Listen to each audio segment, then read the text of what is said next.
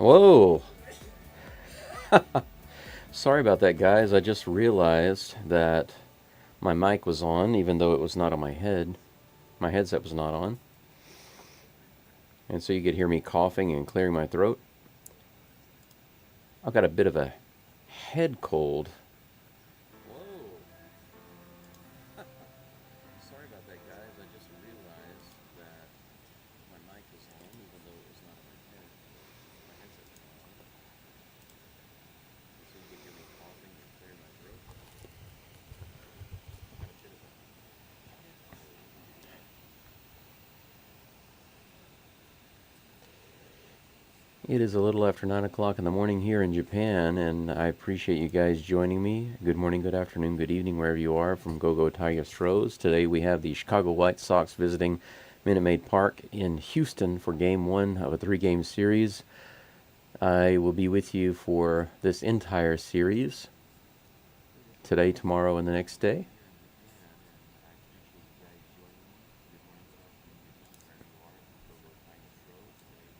Audio is working well, and if you notice, if you're looking at the video, you'll see that I've got some kind of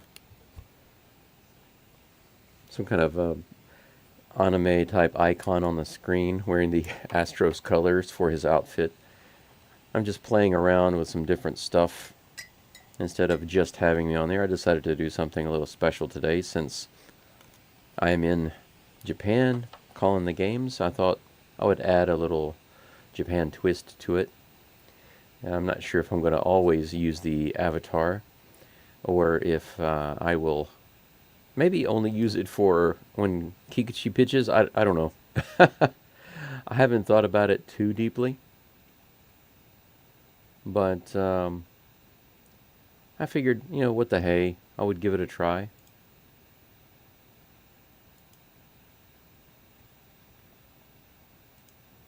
There we go. Just for fun.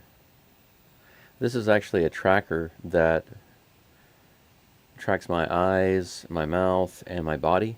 Unfortunately, this particular model doesn't follow my hands and my arm movements, and that's because you have to have some kind of special camera and other equipment in order to do that.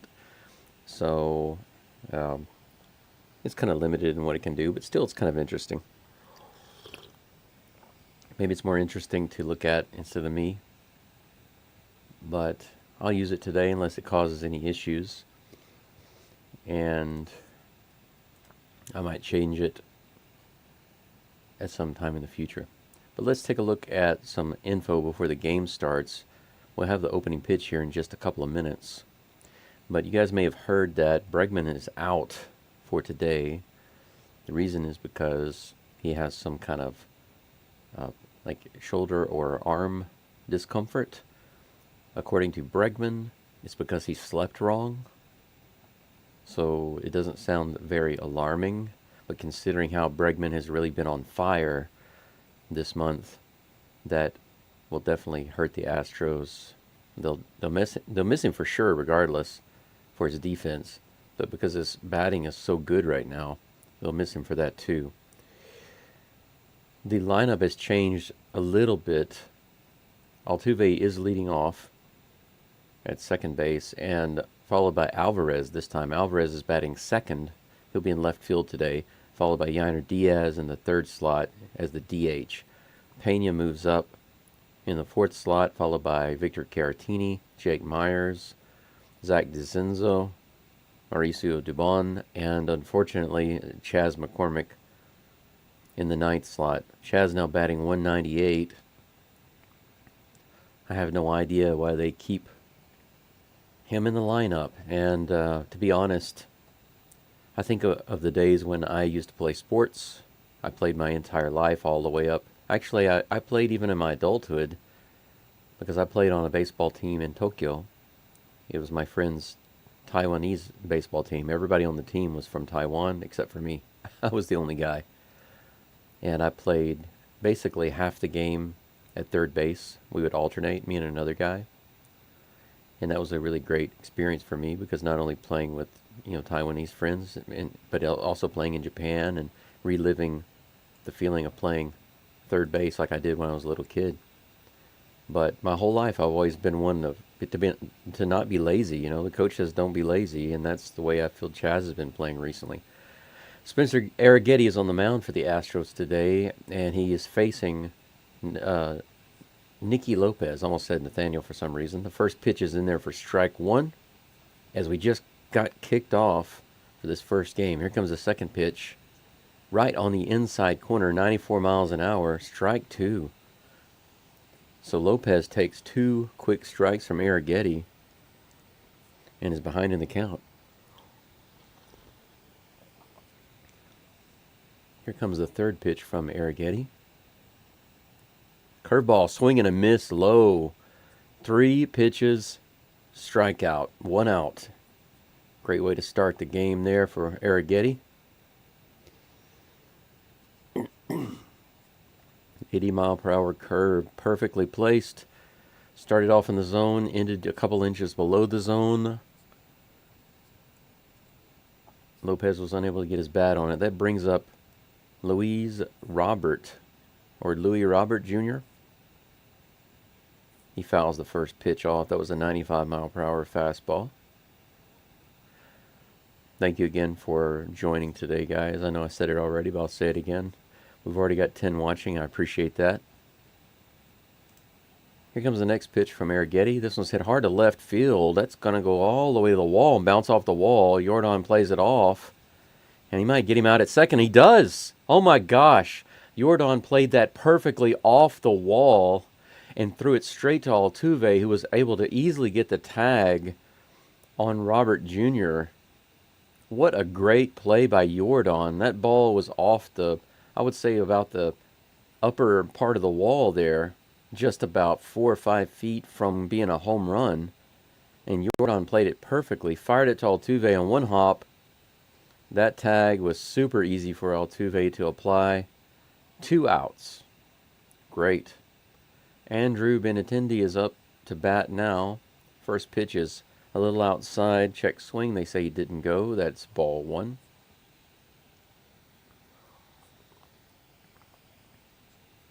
One ball, no strikes. Here comes the pitch from Arrighetti. That one's in the dirt. Man, how in the world did he catch that one? I believe that Caratini is behind the plate today. Yep, that was a great catch by Caratini. 2 balls, no strikes.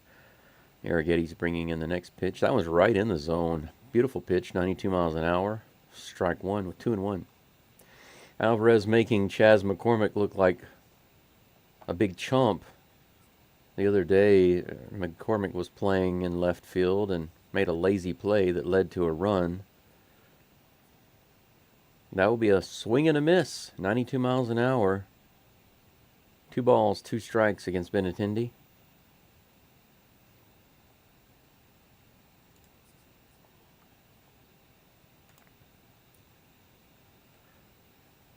Here's the 2-2 pitch from Arrighetti. That's a bouncer towards first, but it went off his foot, and he's kind of limping. Benintendi kind of tossed his bat there. Caratini grabs his bat for him and hands it over. How nice. Yeah, that one was fouled right off the top of his foot. Just barely missed the shin guard there. He's still having a hard time trying to walk it off, squatting, shaking his leg.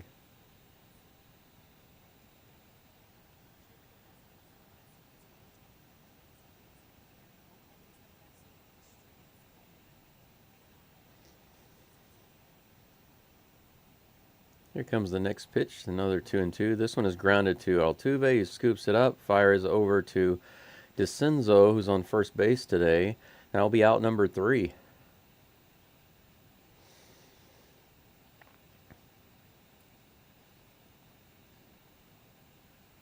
Yeah, Arrighetti clapping really hard for that double cancellation at second base. That's the end of the first inning, guys. The Sox do have a hit. as that out at second base was ruled as a single, and then he was caught trying to get to second. They call that caught stretching. I think it's one of the funniest expressions in baseball, caught stretching. The runner was caught stretching, trying to stretch it out for another base, stretch it out into a longer hit.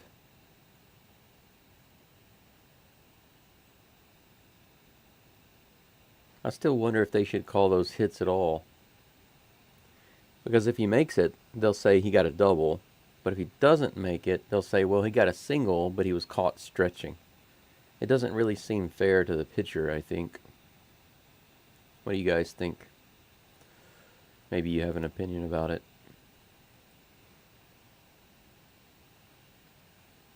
I just realized in my description I left the Rays in there. So I've got the White Sox tagged, and for some reason I still have the Rays tagged.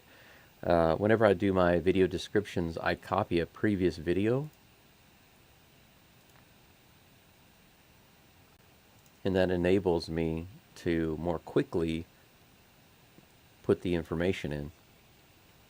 But sometimes I miss little things like that, so I'm going to update that.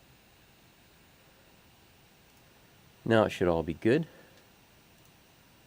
Probably nobody noticed that, but I did, so that's all that matters. I needed to change it. Astros due up here in the bottom of the first. Jose Altuve swings at the first pitch, hits it a mile high out into left field. It should be an easy play for Benintendi, and it is. That's out number one.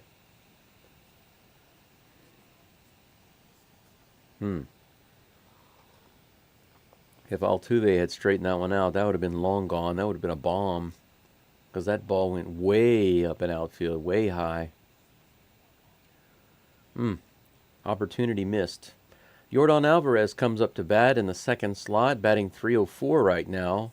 25 home runs. Seems like it took him forever to get there. Strike one right down the middle, 90 miles an hour.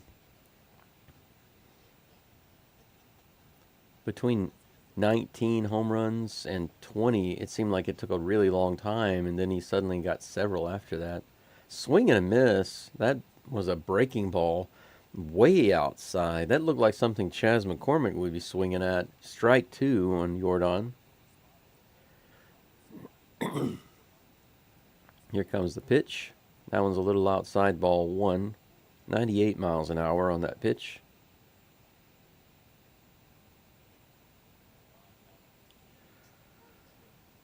Crochet has the pitch he wants, and here it comes. Ground ball to first base. They're going to toss it to the pitcher. Crochet steps on the bag, and that's out number two. Easy inning so far for the White Sox. Astros not doing too much. Yainer Diaz is coming up to bat.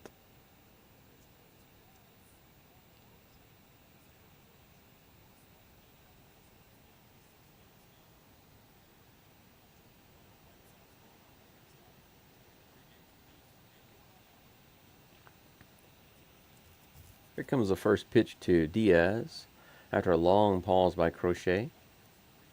That one was a little inside, just a little, but called strike one. Yainer Diaz had his average up to over 300. Now it's dipped a little to 298. Here comes the next pitch. Fouled away. That one's right in the zone, 98 miles an hour, but strike two.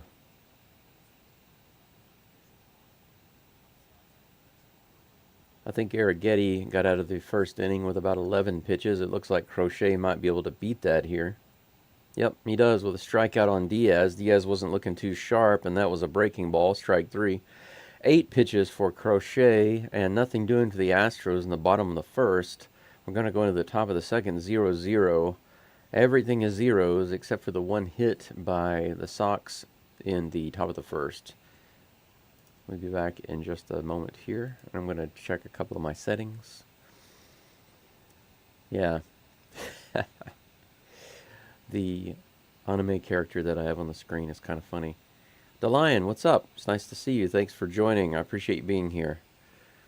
Not a whole lot here. I've got a head cold, but luckily it's not stopping me from doing my online classes or my live streams. I don't feel wonderful right now, but feeling good enough to do the live streams. I was I feel kind of revived because I had 2 days off. I took game 3 off of the Astros and Rays series, and I'm kind of glad that that was the game that I missed, because a 1-2 10-inning game is very boring, right? So I was glad that that was the one that I had to take off. There was a local festival in my community I was invited to take part of, and the next day the Astros had the day off. That was yesterday. And so I had a ton of classes. I worked online yesterday for 7.5 hours teaching classes, and that's the most I've ever worked online in one day. But that's also the most hours I've worked in a long time.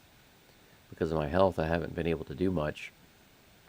But I was able to have a break in the morning, have a break for lunch, and have a break for dinner, and still do almost 8 hours of classes. So that was really good. I really need to make that money. Arrighetti's back on the mound facing Andrew Vaughn. First pitch is grounded right past Dubon at third base. And we're already feeling the pain of Bregman not being in the game there, because there's no way he would have missed that one.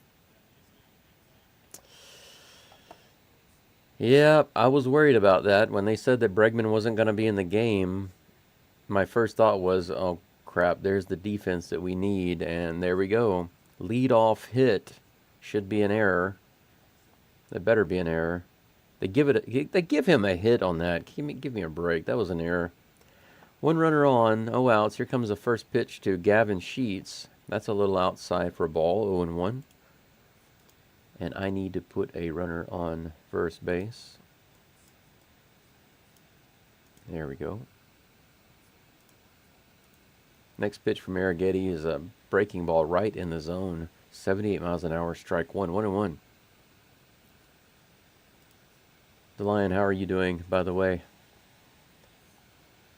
It's Friday where you are? Just guessing. That was a pitch way on the inside. Umpire says he went around. That's strike 2. That was a crazy looking pitch. Take another look at it.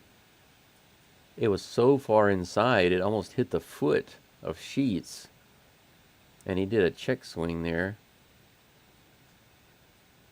He acted like it hit him or something. He started to take his shin guard off like he was going to go to first base, but that didn't touch him. What a weirdo. 1 ball, 2 strikes. Here comes the pitch. Another check swing, but he holds back on that one. That one's in the bottom of the zone.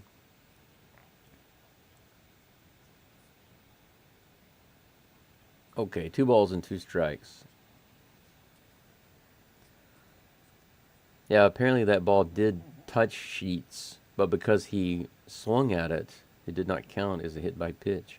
Here comes the 2-2 pitch. Swing and a miss, strike 3. Arrighetti has another strikeout. 2 strikeouts now for Arrighetti Spaghetti.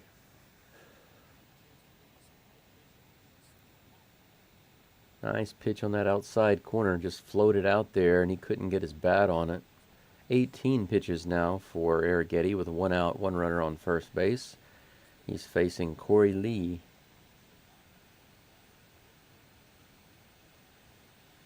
Here comes the next pitch. First pitch to Lee. 80 miles an hour. Drops down in the dirt. Ball 1. It's funny, I've got my Astros shirt and my Astros hat on as usual. But I'm using the avatar right now, so you can't even see me. It's funny. Here comes the 20th pitch from Arrighetti. That one's outside for ball 2, 2-0.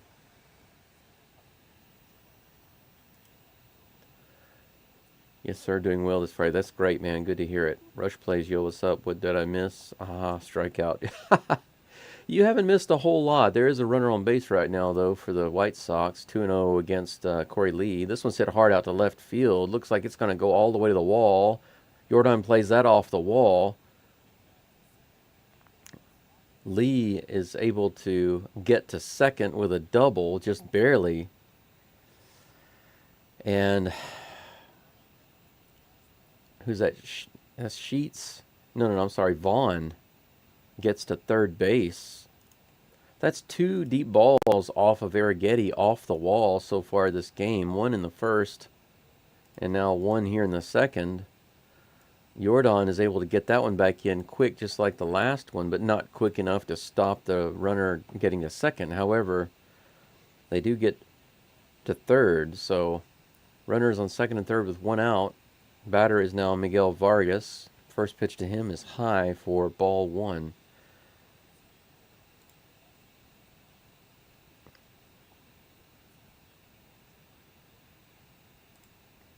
One and 0. Here comes the pitch. That one's way outside. Ball 2.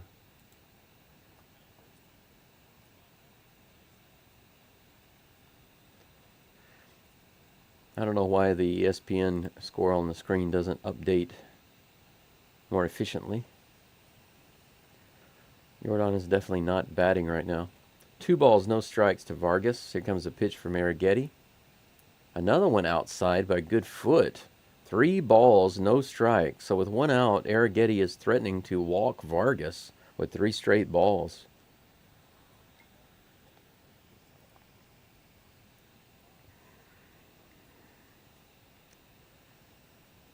Three balls, no strikes. Here comes the pitch.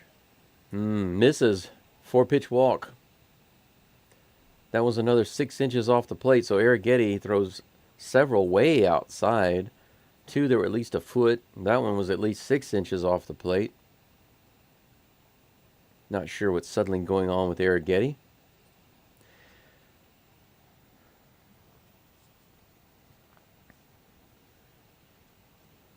Bases loaded now for Arrighetti facing Dominic Fletcher.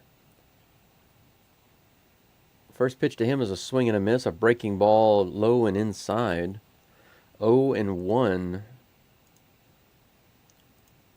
I need to update the base pads there. There we go. Fletcher batting just .218 for the season. A nice double play ball here would be perfect. Here comes the pitch. This one's hit hard to the first base. Dubon goes to second, and Pena back to first. No! Arrighetti was covering first base. The throw was there. They turned it, and Arrighetti could not catch the ball. It bounced out of his glove. Wow.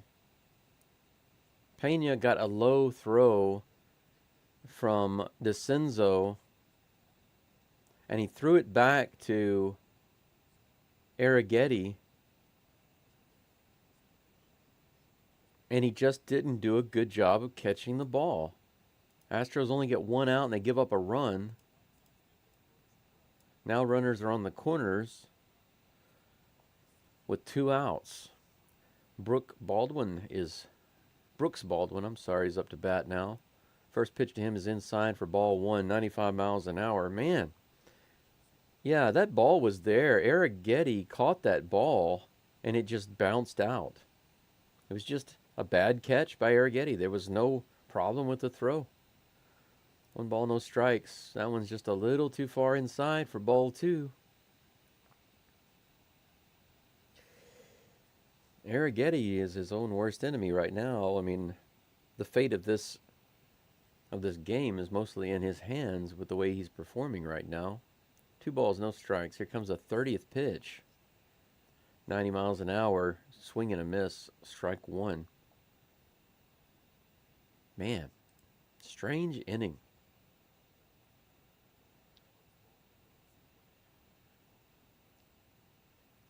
The first baseman at Tampa was having a bad night. I don't know if he's there. Oh, DeCenzo?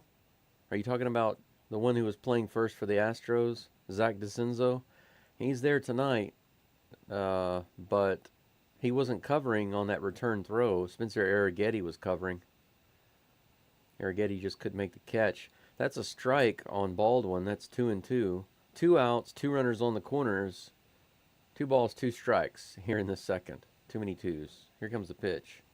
Runner's going to second. This one's hit pretty hard to right center. McCormick is over, and he's got it for out number 3. Glad to see McCormick can actually contribute. Chicago's up 1-0. with 3 hits. If that's the worst inning we see from Arrighetti, then we're looking good. Because if he can do all of that nonsense and make those mistakes and yet come out with just giving up 1 run, then the Astros can win this game. What a strange, strange inning. Arrighetti so far, he has a couple of strikeouts, but he also has a walk. He only gave up 1 walk in 6 innings in the last appearance, in his last appearance. And he has a couple of deep hits off the wall already. So they're making good contact. This is not a team that you want making contact with your pitcher. I mean, come on now, it's the White Sox. Their batting averages, let's see, who has the highest batting average on the team? 243. Their designated hitter has the highest batting average on the team at 243. Come on now. Can't be giving up hits to this team. Got 16 watching now. Appreciate you guys being here. We are going into the bottom of the second. The Astros are due up in just a moment. Starting with Jeremy Pena, followed by Victor Caratini and Jake Myers. Astros don't have any hits yet. They went down quietly in the first inning.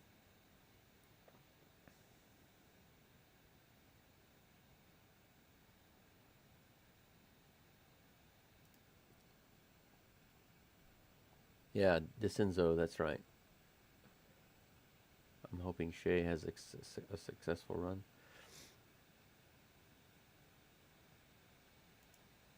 The big news today, guys, is I'm not as worried about DeCenzo being on first base right now. I feel like he's starting to get a little comfortable, but having Dubon on third bothers me. He's already made 1 error. Jeremy Pena's up to bat, facing Crochet. Here comes the first pitch. Swing and a miss on the outside corner, 98 miles an hour. Strike 1.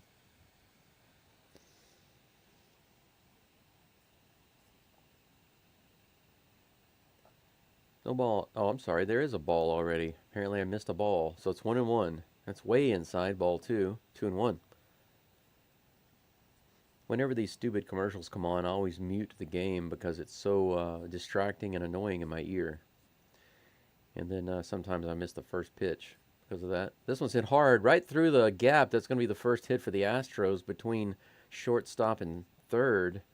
Jeremy is on first base with a leadoff hit. Exactly what we need. The speedster on first base with no outs. Excellent.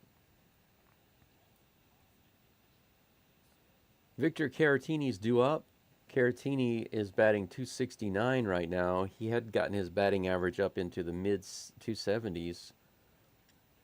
Still looking for him to do better and better. He's batting right-handed right now. Here comes the first pitch to him. That's way inside and low for ball 1. I've seen him bat left-handed so much this season. It's weird seeing him bat from the right side. I used to bat from the left side when I was in high school just for fun. Here comes the next pitch. Also low and inside, but he swings at that one. Big hack and miss. 1-1.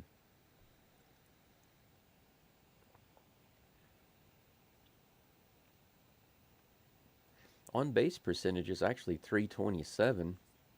He calls timeout, steps out of the box for a moment.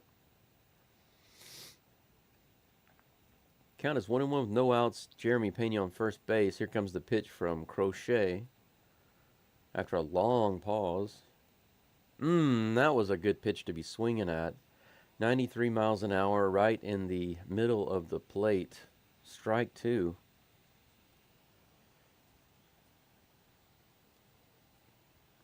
One ball, 2 strikes. This will be the 16th pitch for Crochet. On the way to Caratini. Little high and outside, 97 miles an hour, 2-2. Count is full. Nice to see the chat so active. That's nice. I like that.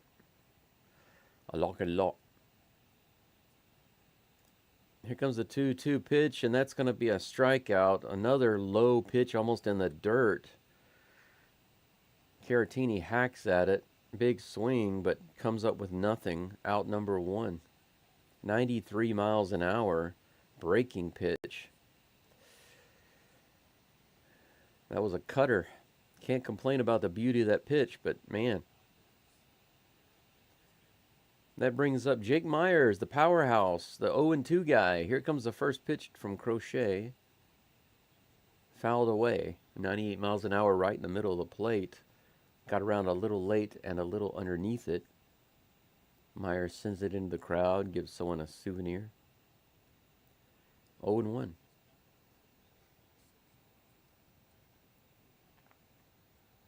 Here comes the second pitch from Crochet. Nope, he fires over to first instead. Pena back easily. He doesn't seem to be threatening to steal. No big lead right now. Breggy slept on his elbow wrong. Yeah, that's what they say. That's what he said anyway. I know what he's talking about. If that really happened, that's funny, but not funny at the same time. This one's fouled back. 98 miles an hour in the top of the zone. And there we go. He's got the Myers count. 0-2, guys. You remember you heard it here first. This is what I've been calling the Myers count. No balls, 2 strikes. Nobody gets down 0-2 as often as Jake Myers. Crochet looking for the signal, and he's got what he wants. Here's the pitch. A little low and outside. That'll be ball 1, 1-2. Let's see here. The man plays 160 games every season. Probably not good to give some guys the other reps and rest for the. Yeah, it's nice to give him a break. It just sucks. It sucks to take him out right now when he's so hot. Next pitch to Myers is inside, low, 93 miles an hour for ball 2. Counts even. Let's see here. Who's your favorite player? Go. Altuve. Jose Altuve. That's easy. I love Altuve. He makes me happy. Just love everything about the guy.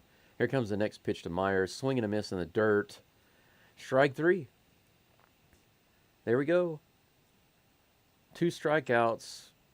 First Caratini, then Myers. So Pena is going to get stranded on first base like the Astros normally do. They have been better about that in the last several games.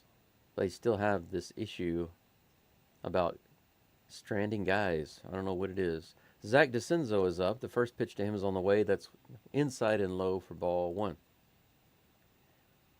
Of the current team, got to say Altuve for me. Same. Yeah, we all love Altuve, man. He's awesome. How can you not like Altuve? People who boo and don't like Altuve, they don't know anything about him. They're losers. Here comes the 1-0 pitch to DeCenzo. That's right in the middle of the zone, 98 miles an hour. Strike 1.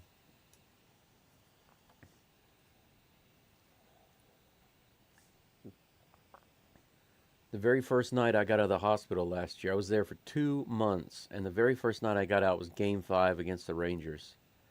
Next pitch is on the outside corner, 98 miles an hour again, strike 2. DeCenzo takes 2 strikes. But I remember that Game 5. You guys, I'm sure, remember it. When Altuve hit that 3-run homer to take the lead, and the Astros wound up winning that game. That was so amazing. Strike 3, 99 miles an hour, right in the middle of the plate. DeCenzo swings, can't touch it, so that's 3 strikeouts in a row. So Pena's leadoff hit does nothing, unsurprisingly. The Astros will go back into the dugout, grab their gloves, and head back out onto the field. We go into the top of the third. The White Sox with 3 hits and 1 run. Astros with 1 hit and no runs. What is the ERA of this pitcher? That's what I want to know. What is his ERA? 3.6. It's not bad. But the Astros should be able to hit this guy. They definitely shouldn't be up there striking out 3 in a row. That's stupid. That's total nonsense. Another one of those loud commercials I have to mute. Right. I like when Doobie gets to rotate around the infield, but it's hard to take out Altuve, Bregman, and even Pena. Yeah, I mean, normally when it comes to defensive plays, double plays, and great catches, you can depend on all those guys. It makes me scared to take them out, especially when, number one, they need to increase. Like right now, they're up a few games on the Mariners, but they need to increase that. It's really important for them to increase that as much as possible. But so it's hard to take them out of the game, right? And we see with Dubon, for example, that error that he made on that ground ball. They gave the guy a hit, but it should have been an error. That's the kind of stuff that I'm worried about. If the Astros have like a 10-game lead, it's not a playoff game, it's not very important, then yeah, it's much easier to give these guys a break. Rush Place says, people when I went to New York and they were yelling Altuve. Yeah, I know what you mean. I know what you mean. Everybody does that everywhere, and it's stupid because he never cheated. He's just a good guy. On and off the field, he's a great guy. First pitch to Nicky Lopez is a generous call on the outside corner for strike one. That looked like it was about 2 inches off the plate. Next pitch is on the way. Curveball inside, swing and a miss. Changed the speed on him a lot there. That was a 78 mile per hour pitch. No balls and 2 strikes. This is the Myers count. 0-2 to Nicky Lopez. Next pitch is up high, fouled back. Count remains 0-2. This will be the 35th pitch of the game for Arrighetti. If he can get out of this inning without throwing any more than 45 pitches, then that will be all right, because he threw a lot last inning. Here comes the pitch. That one's hit to the left side. Oh my gosh. Opposite field hit by Lopez. He just poked the bat out there and hit it right down the line on third base side. And now he's on base. He's on first base with no outs. Another hit for the White Sox. That's their 4th hit of the game.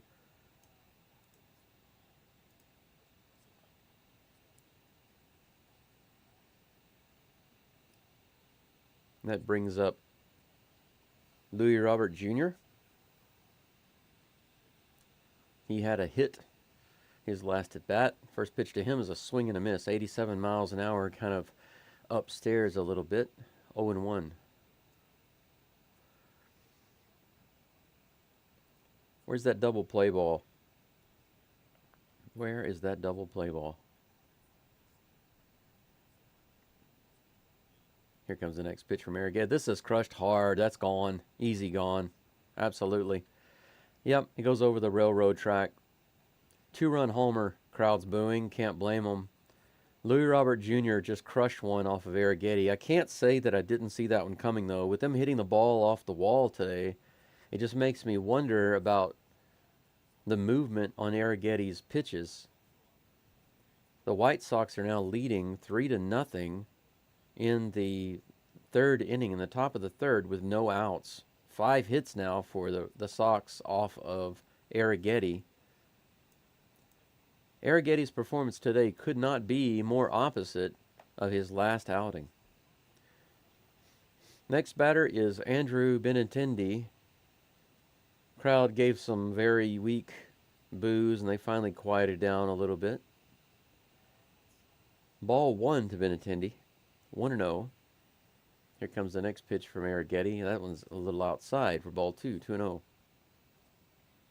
Good grief, guys. Don't play like this to the White Sox. Come on now. This is reminiscent of last year with the A's and the Royals. Come on. 2 balls, no strikes. This is the 40th pitch from Arrighetti. That one's in there, grounded, just foul down the first baseline. Strike 1, 2-1. People thought he was cheating, but instead of saying I have a piece, I have a piece, he's saying La Carissa means no shirt. Yes, that's right. 2 balls, 1 strike. Here comes the pitch. Right in there, strike 2. The count is even. The other thing about Altuve is that we have video of him getting the trash can signals, and then he just takes the pitch. He won't swing, and then he backs out of the batter's box and he just looks over in the dugout and stares at the guys. And then after that, they stop hitting the trash can because they realize that Altuve's not taking those calls. Next pitch is a strikeout, swing and a miss. Finally, an out this inning. First out. Altuve 2000 hit bobblehead is going to be a giveaway tomorrow at the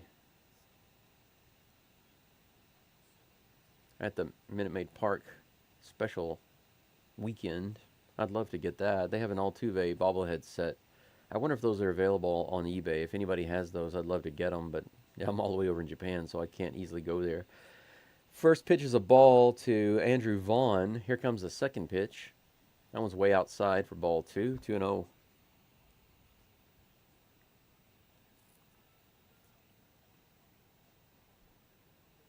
Arrighetti's about to have his 45th pitch, and he's only got one out. Most likely going over 50 pitches by the end of this inning. Here comes the next one. This one's hit up the middle, and it looks playable for Myers. He gets underneath it, no problem. Out number 2.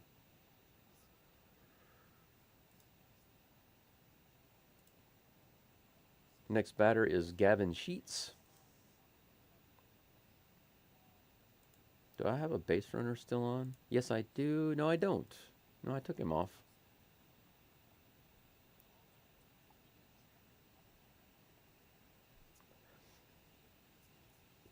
Yeah, a lot of people say it. They cheat.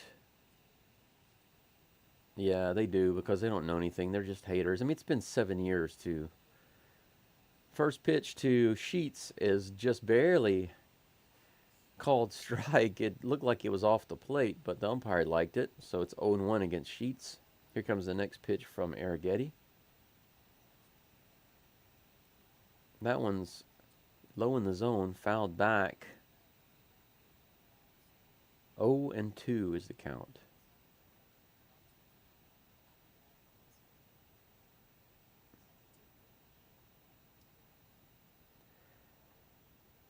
It's ridiculous that they have a Barbie night game. Why? Here comes the 0-2 pitch. That one's a few inches off the plate for ball 1, 95 miles an hour.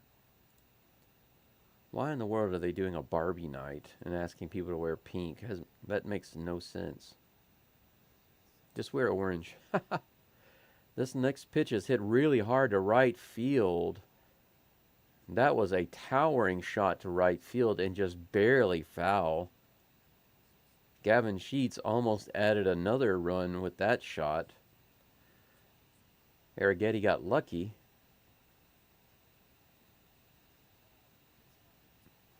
Count remains 1-2. Here comes the next pitch. That one's in the dirt.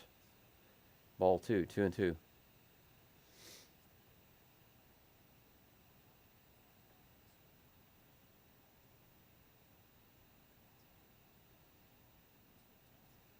Two balls, 2 strikes. This is the 51st pitch from Arrighetti. Gavin Sheets at the plate. He swings and fouls that one back. He'll get another pitch, another 2-2 count.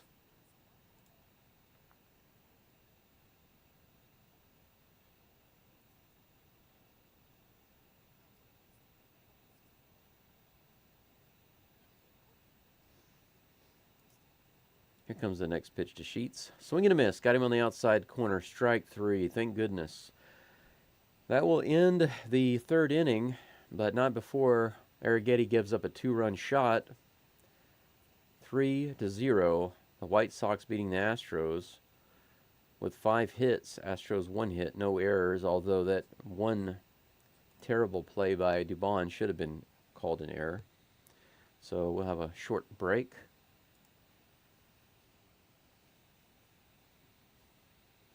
I think it's something I know I went to Price's game? What's that? Price's game? Price's game? What is that? Let me update the screen here. Okay, that's good. My live stream on YouTube gets behind for some reason. Not really sure why. It doesn't have the updated information. I have to keep refreshing it. Well, I have to say so far, guys, that this is not a very fun game to call. I was kind of worried because the Astros sometimes, like one of the other channels that I listen to, they just do commentary about the Astros trade news, the games, the different players. I need to turn my fan around. It's getting warm over here. In this corner, I have my computer equipment, my headphones on, my hat. Start to get kind of warm. Need to move that fan so I can get the AC in my direction. The camera's going crazy, moving my avatar around. That's kind of weird. I probably have to reset it at some point. Oh, princess game. Ah, okay, I see. Princess game. And if it's about bringing your daughter to the game or something, that's cool, but otherwise it sounds kind of funny. Oh.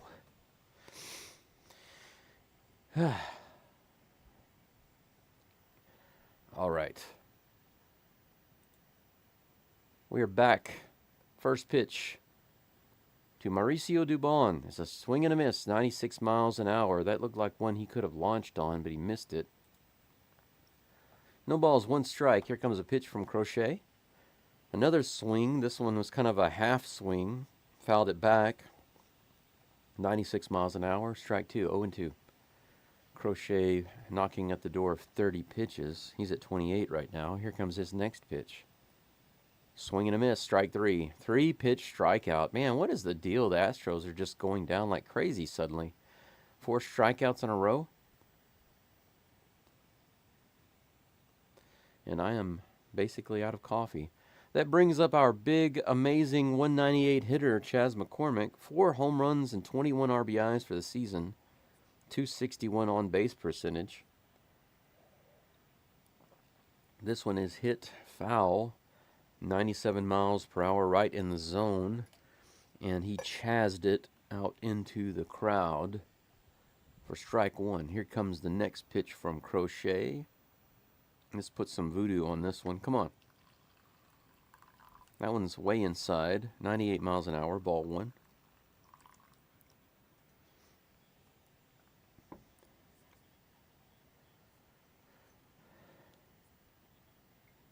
One ball, one strike. Here comes a pitch from Crochet. Chas hits it to left field. It's going to be playable easily by the left fielder. A floating line drive. Out number 2.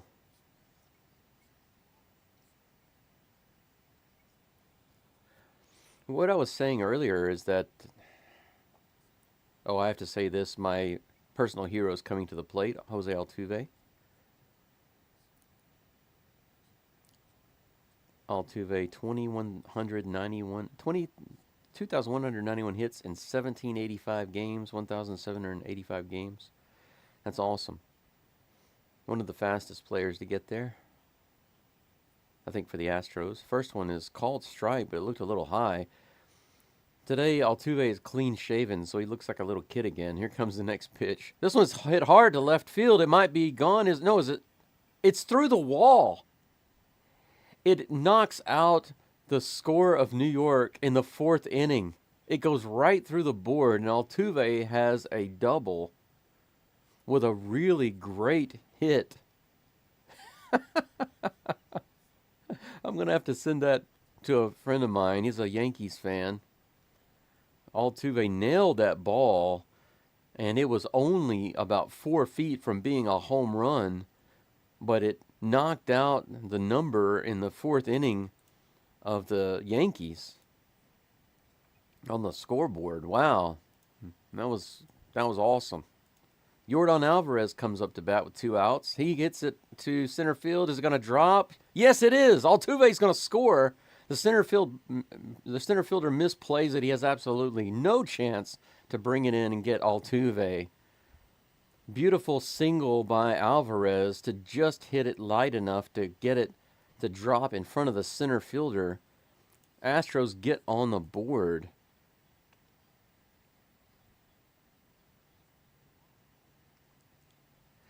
the commentators are talking about how Altuve sold out with running as hard as he could to go all the way in. But I think that you have to run on that one. You had to. He was doing the right thing. Yainer Diaz comes up to bat, swings and fouls away the first pitch. A little bit of excitement going here, guys, in the third inning. The fourth inning, the top of the fourth. One strike, no balls to Yainer Diaz. Alvarez on first. Astros have a run on the board finally. Here comes the next pitch to Yainer. Fouled away again. 0-2. Man, kind of exciting. There's a reason why Altuve's my hero, man. He's always got the ability to bring some excitement into the game.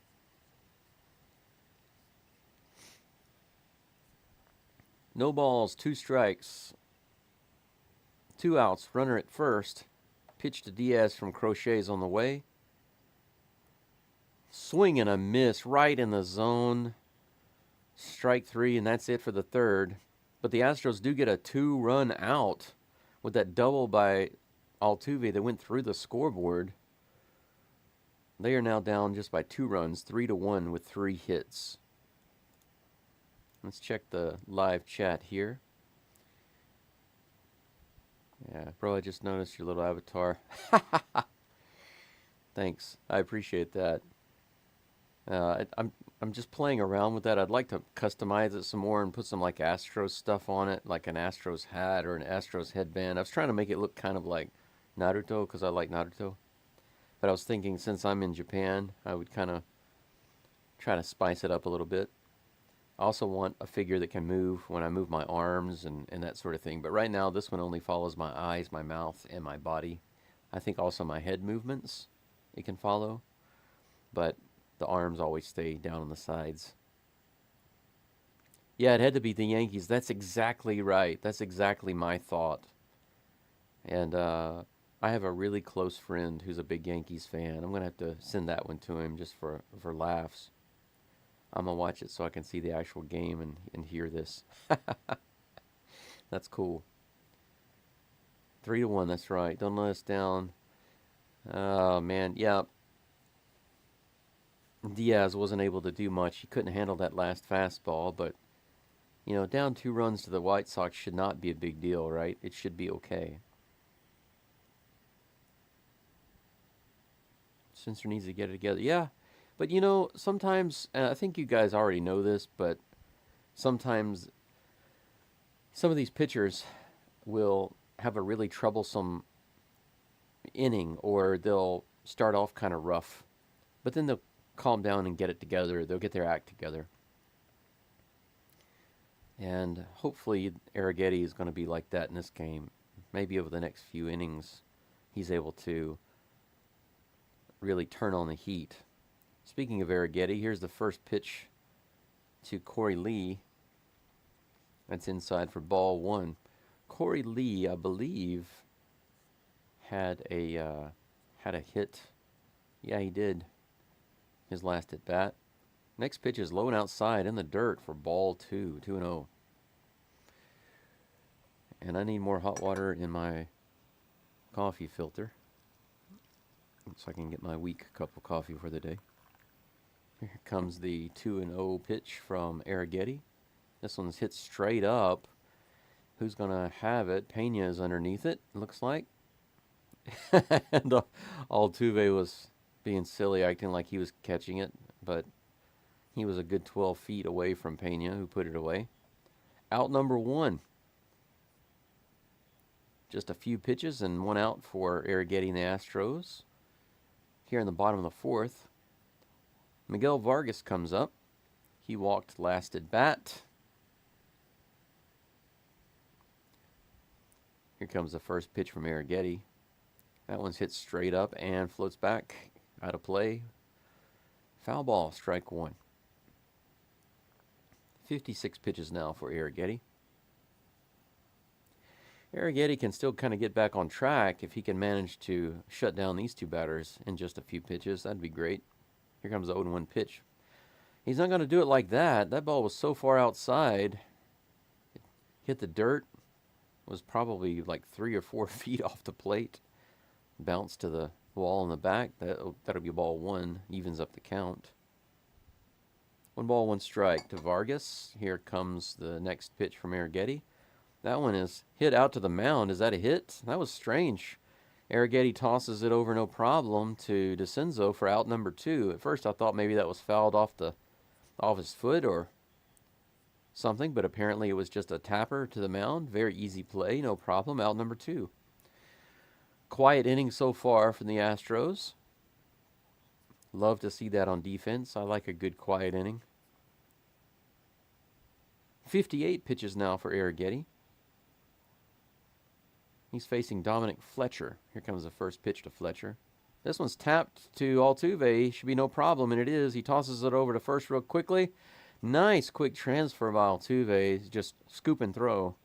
Out number 3. Altuve doing it on both ends of the ball. Awesome. So we have, thankfully, a quiet 1-2-3 inning for Arrighetti and the Astros. No hits, no base runners, nothing for the White Sox in the top of the 4th. We're going to go to the bottom of the 4th. Astros due up, trailing 3-1. But I don't have full Fubu. Fubu?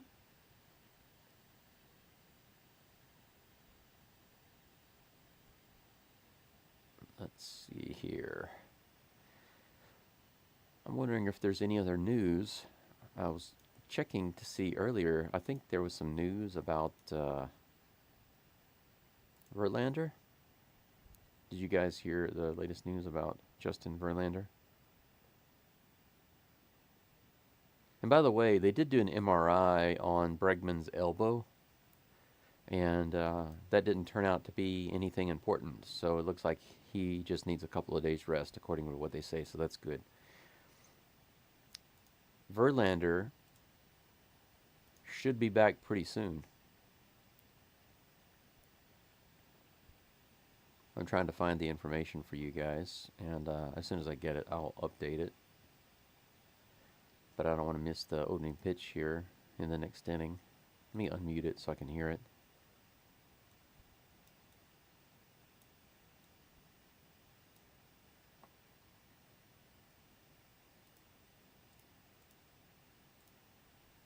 What in the world is going on with the stream?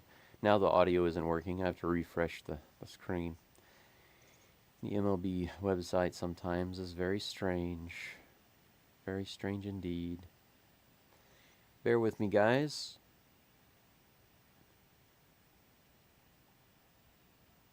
The game screen is currently loading.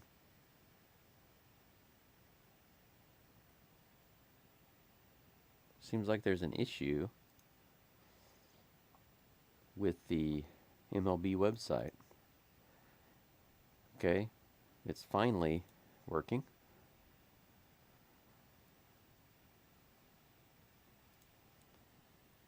Let's pull the game back up. And I did miss the first 2 pitches thanks to the MLB website here, but it is 0-2 against Jeremy Pena. He's got 2 strikes. I don't know what was happening there with my live stream. MLB's website just went down. Couldn't open anything. Couldn't refresh the page. Couldn't go to the main page. Third pitch is fouled away. Count will remain 0-2 against Jeremy Pena. No balls, 2 strikes from Crochet. Pena calls timeout, steps out of the box. Crochet was just taking a really long time. Pena decided to say, you know what, I'm going to take a quick break, adjust the old gloves, think about my future, what I want to do here, you know. Another leadoff hit would be good, Pena, or a home run, that's even better. Whatever you want. Here comes the pitch. This one's hit hard, but foul down the third baseline and out of play. Count remains 0-2. 4 pitches to Pena, 2 strikes. So Pena is protecting the strike zone right now. And I am protecting myself by getting more coffee. Here comes the 0-2 pitch. Grounded to the first base side. Might be some trouble. And he gets it. He's safe. Crochet picks it up and tosses over to first. But that was a really slow toss to first base. And Pena was able to beat it out by just a half a step. I called that one safe before the umpire did. I could see it. Pena, once again, rushes down the first baseline, and his speed beats the ball. But that flip was a terrible throw from Crochet. It was a high throw. It could not have been closer.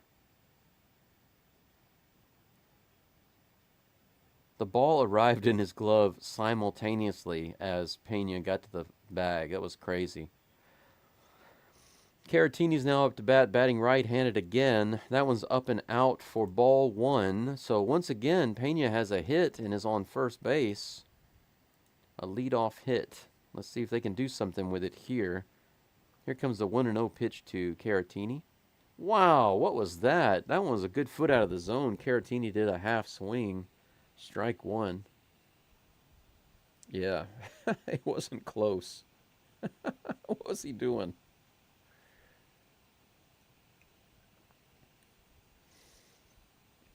How many hits does Pena get by outrunning the throw?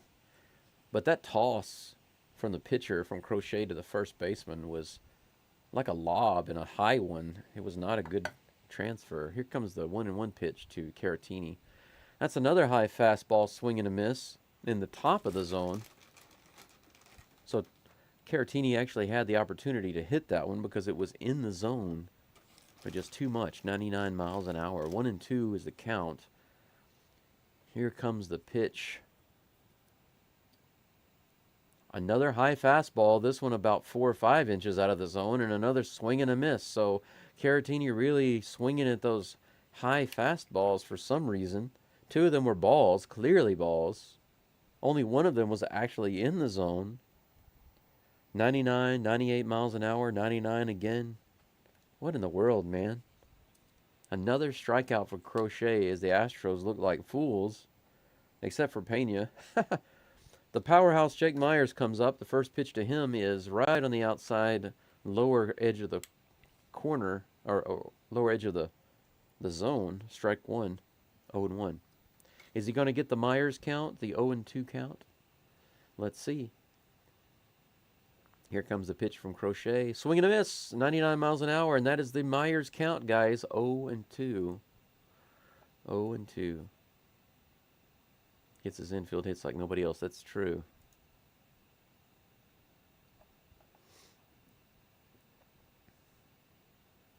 Myers steps back in the box after taking a quick break, thinking about the Myers count.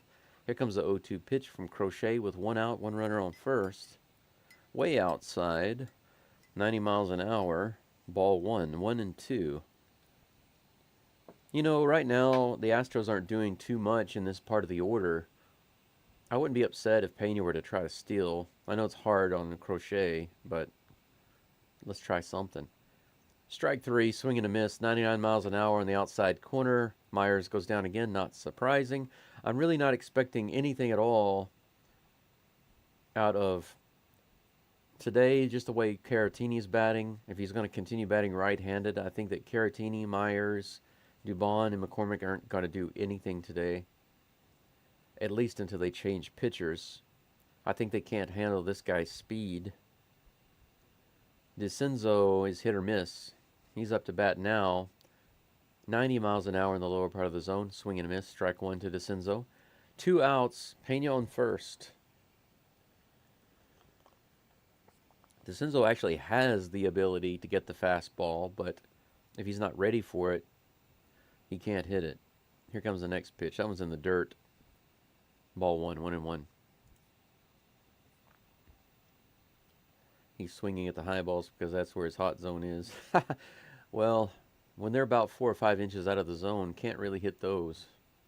Maybe foul it off. 1-1 is the count against DeCenzo. Here comes the pitch.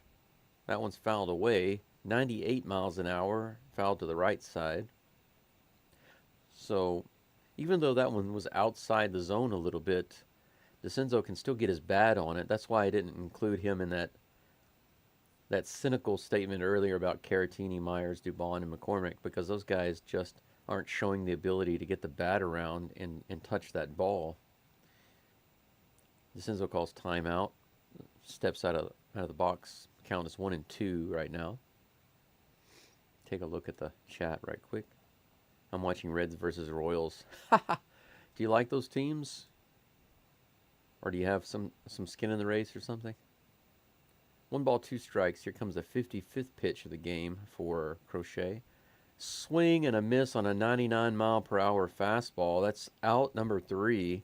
Astros strand Jeremy Pena on base for the second time. See, that's what I'm talking about. The 98-mile-per-hour fastball, DeCenzo was actually able to foul off. But that one was straight down the middle, 99 miles an hour. Didn't even touch it on that swing. And it's because he just wasn't expecting that. He was expecting something like an off speed. And then he was able to blow it by him. You don't have much time to react, man. When I was in high school playing, that was the last time I played organized ball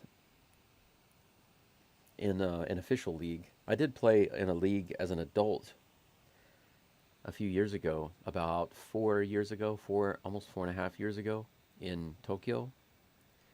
But I don't consider that league to be as difficult as my high school league way back in the day. And the reason for that is because none of those guys are, I guess you could say, really fast pitchers.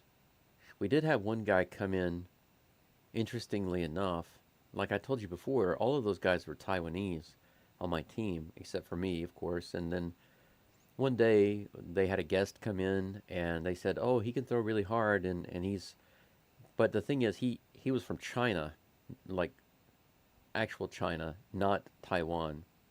I don't know how much you know about the relationship between Taiwan and China, but the Chinese government in China do not control Taiwan. They are not in charge of Taiwan. They're not the government of Taiwan. So the culture's developed in different directions, and the government's developed in different directions. And one of the things about Taiwan is that they have a really strong baseball culture, and China does not. So when this guy came to play with us, he was a strong guy, a young guy, strong guy, could throw the ball really, really hard. But that was basically the only thing he could do, was throw a fastball, because he could just throw the ball hard. But he had no baseball experience, really, so they were kind of teaching him. And he hit me. He hit me and several other batters. I think in just 2 innings, he hit 5 or 6 guys, and they were like, okay, that's enough. But we used a hard rubber ball, so I don't consider that very professional level. First pitch by Arrighetti is a ball, followed by another ball outside. He's pitching to Brooks Baldwin, who flew out in the second inning.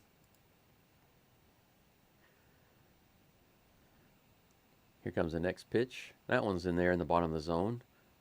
89 miles an hour, strike one, 2-1. But I will say that in my high school, we had a couple of guys in the league who were more pro level with their fastballs and curveballs and stuff. This one's hit way up and out of play. Strike two, 2-2. So I had the opportunity to bat against some guys who had really fast fastballs and really nice curveballs and stuff like that. And I found that I hit better on those guys than I did the slower guys. Here comes the next pitch. Swing and a miss, strike 3. Arrighetti gets the strikeout on a 79-mile-per-hour breaking pitch inside and low. Baldwin goes down. But the reason I mentioned all of that was to get to the point of how much time you have to make a decision about whether you're going to swing or not. 4 innings, 4 hits, 2 runs, 1 earned run, no walks, and 5 strikeouts for Justin Verlander in his latest. That one's hit all the way to right field. Dubon, no, I'm sorry, not Dubon. McCormick is able to grab it at the track. I'm so used to saying Dubon out there. Chas McCormick takes it in at the warning track. So Lopez flies out just shy of a home run. That was another deep hit off of Arrighetti. Kind of dangerous, but that'll be out number 2 for the Astros. First pitch to Louis Robert Jr. is outside for a ball, but they just gave an update on Justin Verlander, who they've got sitting in the dugout right now with his arms behind his head, relaxing. And they basically said that he had a decent outing for the Space Cowboys in AAA.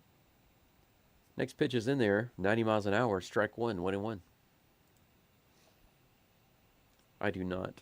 I like Ellie De La Cruz. Dude's fun to watch. Yeah, I can understand that. This next pitch is crushed to left field. That might be another home run. And it is. It's gone. It's a good 8 feet beyond the Crawford box wall. It's a solo shot by Louis Robert Jr. That's 2 home runs for Louis Robert Jr., guys, off Spencer Arrighetti. Back-to-back home runs. Back-to-back home runs. So 2 hits off the wall, a couple of hits close to the wall, and then 2 home runs. All of these given up by Spencer Arrighetti in this game. What in the world is going on with Arrighetti today? Next pitch to Andrew Benintendi is right on the outside corner for strike 1. 2 outs, no balls, 1 strike. White Sox leading 4-1 over the Astros here in the top of the 5th. Swing and a miss on that pitch.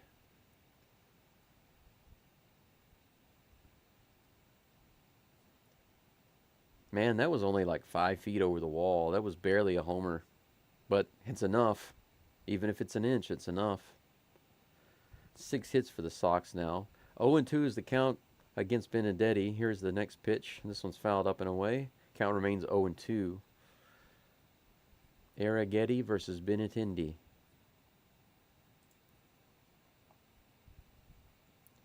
Yeah, I'm not kidding you, unfortunately. I wish I were. Yeah, why in the world does Louise have 2 home runs right now? Yeah, it's the same question of why in the world do the White Sox have 4 runs right now? It's ridiculous. Another foul ball to the first base side for Benintendi. It's still 0-2.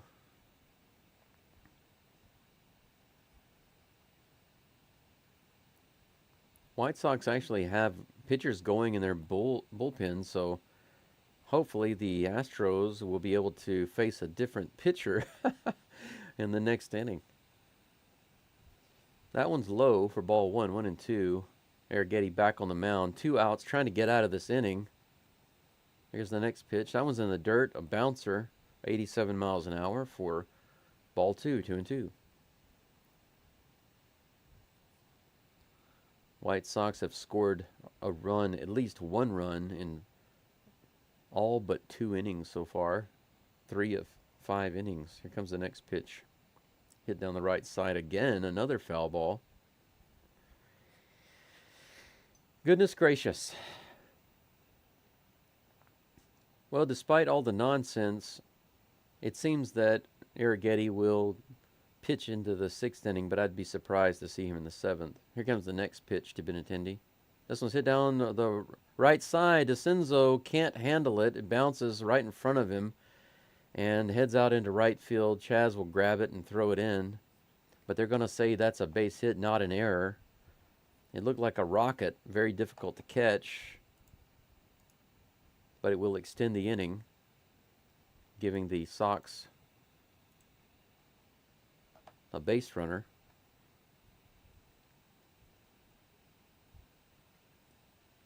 I have to wonder if John Singleton would have caught that ball at first base, you know. He's got a pretty good glove. 2 outs, 1 runner on. Here comes the pitch to Andrew Vaughn. He skies it on the very first pitch. Yordan Alvarez comes in. He's underneath it. He's got it. Out number 3. So the solo home run is the only run, but the Sox now have 7 hits. 7 hits and 4 runs for the White Sox. 4 hits and 1 run for the Astros. If there's a pitching change coming up here in the bottom of the 5th, I will let you know and update it on the screen.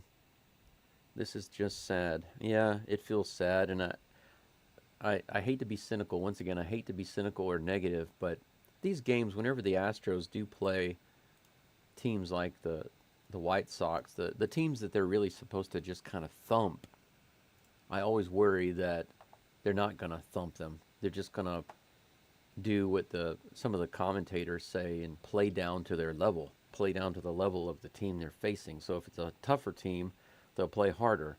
And if it's an easier team, they'll play less hard. And then they wind up getting thrashed. It's pretty ridiculous. I need the offense to step up like now. Yeah, you and me both. I'm hoping on the fact that the Astros explode in the late innings. Well, they do have a tremendous set of stats from the 7th inning on. And I believe the 7th inning is usually their biggest inning overall. But I just hate that we have to kind of rely on that and hope for that, because during the first 6 innings they do almost nothing. Yeah, they've been able to come back, win some close games. They've had some comeback wins, and it's because they were able to not only hold the other team from scoring extra runs, but they were able to actually score runs late in the game.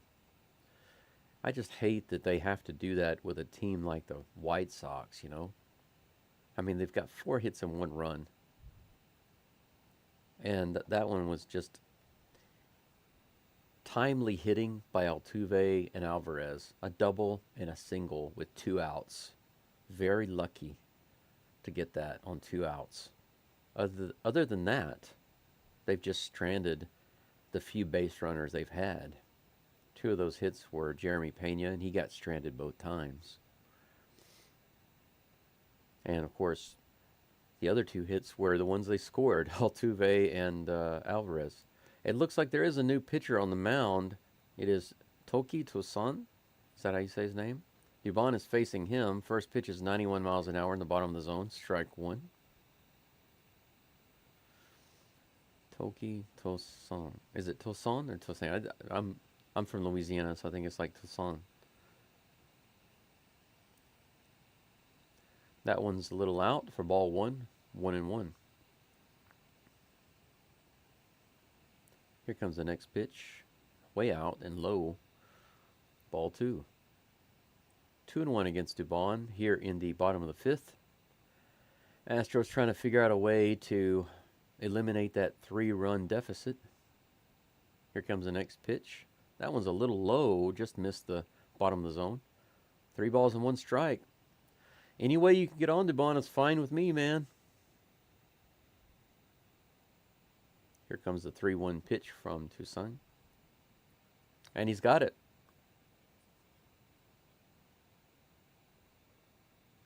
Dubon walks. Runner on first, leadoff runner. Just like that.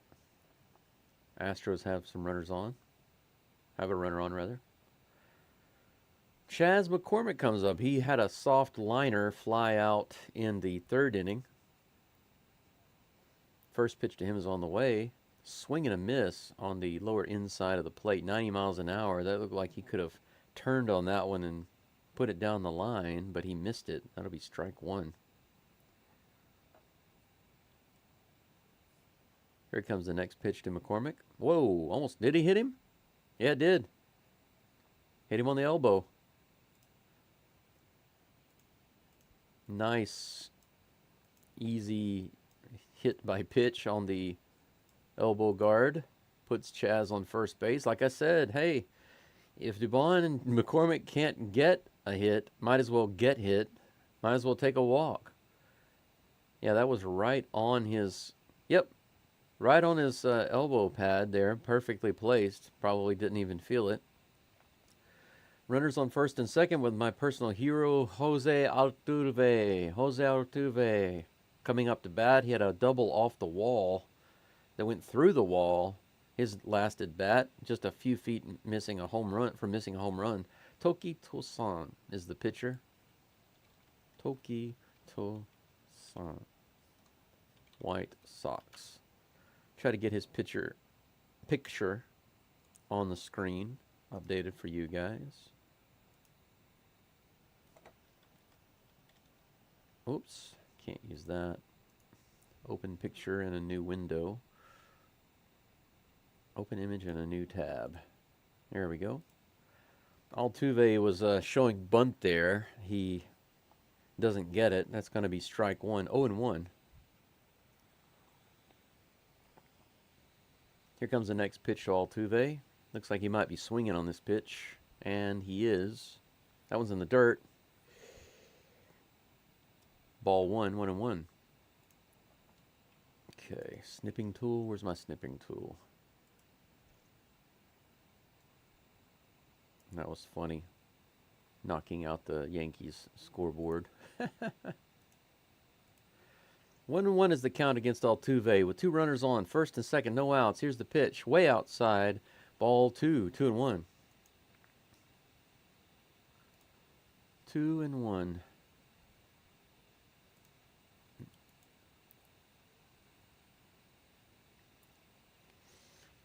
2 balls, 1 strike. Here comes a pitch to Altuve. He grounds it foul down the third baseline. That's going to be strike number 2. Don't.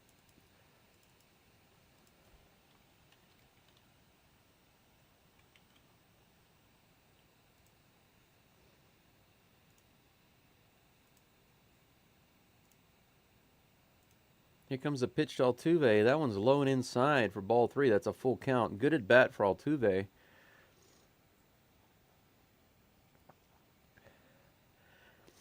Yordan Alvarez is on deck, just chomping at the bit, licking his chops. Altuve's got the full count with 2 runners on. Oh, swing and a miss, low in the zone. Man.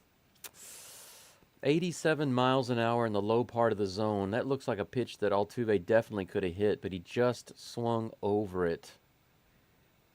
That let my heart down. 1 out. Yordan Alvarez comes up to bat. He has the only RBI of the game right now, driving in Altuve's last at bat. 1 out, runners on first and second. The first pitch to him is almost similar to what Altuve got on that last pitch. Breaking ball low in the zone, taken for strike 1. Man.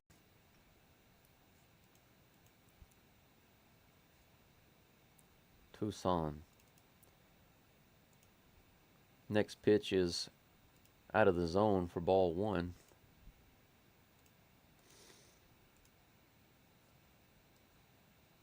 There we go. I've got Tucson's picture updated, but I still don't have his name updated. This is hit up the middle. Looks like it's going to be an easy double play, and it is, despite the terrible throw from second base. The shortstop grabs it, steps on the base, fires the first. Lousy throw, but it's caught by the first baseman, and Yordan strands 2 runners. Actually, not only Alvarez, but Altuve. That's very disappointing. 2 runners on for Altuve and Alvarez, our number 1 and number 2 guys. And they get 3 outs, stranding both our runners on base. We get nothing. The Astros get absolutely nothing from all of that effort. They finally get a different pitcher. The bottom of the order, think about that. Mauricio Dubon and Chas McCormick, of all people, get on base with no outs. And Altuve and Alvarez are not able to convert. That couldn't be more disappointing. Should have been at least a single there by one of those guys. All right. Let me look at this information. I'm trying to update the info on the screen. This guy's name is so weird. Toki Tosan. Toki Tosan. They're probably going to have another pitcher in the next inning, so I'll have to change it again. So I went to all that trouble, and I'll probably just have to go to more trouble to get another pitcher in for the White Sox. But, you know, that's how it is for this software and this live streaming thing.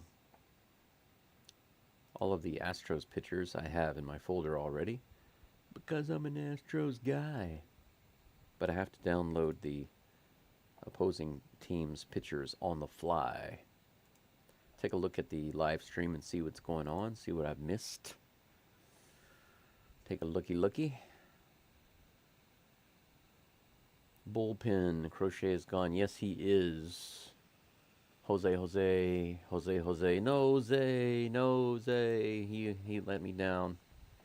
But there's always next inning. But right now, guys, Arrighetti is on the mound in the top of the 6th, facing Gavin Sheets, who takes a big hack at that first pitch, low for strike 1, 85 miles per hour. Oh, I'm sorry. Oh, yeah. Yeah, that's 1-1. I missed the first pitch was a ball. It's 1-1. They fool me again with that quick game start after the break as I'm updating information on my screen and checking the live chat. I missed the first pitch, but the next pitch is a ball also, 2-1. 2 balls and 1 strike to Gavin Sheets, no outs. Here comes the next pitch from Arrighetti. That one's just below the zone for ball 3, 3-1. Arrighetti backs off the mound, takes a break. Grab you a cup of coffee, Arrighetti. Or maybe some green tea. Calm down. Calm yourself. Have some matcha. Here comes the 3-1 pitch. That one's low. Ooh, wow. I'm shocked at that one. I think Sheets was taking his leg guard off. He thought that was ball 4. I thought it was ball 4. It was at least 2 inches below the zone and a little out. But the umpire liked it, called strike 2, so it's a full count. Helps the Astros, but kind of robbed Sheets. Full count. Here comes a pitch from Arrighetti. Way outside. That was a no-doubter, so Sheets takes off his leg guard again. This time he will get the base.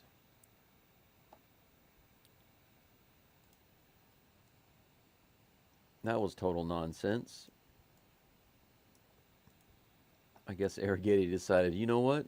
I'm going to give that one to him. He earned that one. That last pitch was a ball. I'm just going to throw it way outside and return the favor.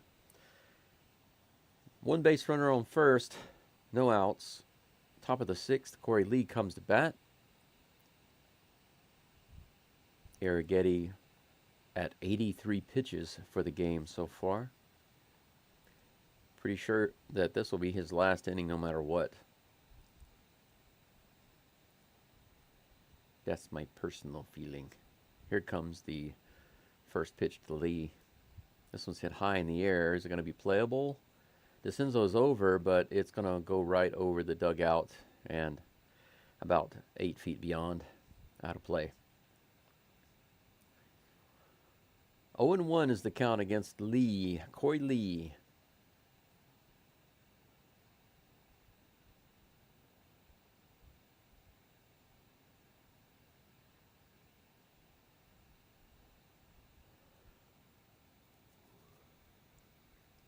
No balls, 1 strike. Here comes a pitch from Arrighetti. A little high, out of the zone. Ball 1. 1-1 is the count. Got about 14 people watching right now. Thank you so much for joining. I appreciate you being here. Kind of an uneventful game for the Astros right now. There's a swing and a miss on an 85-mile-per-hour ball, low and outside. 1 ball, 2 strikes on Corey Lee.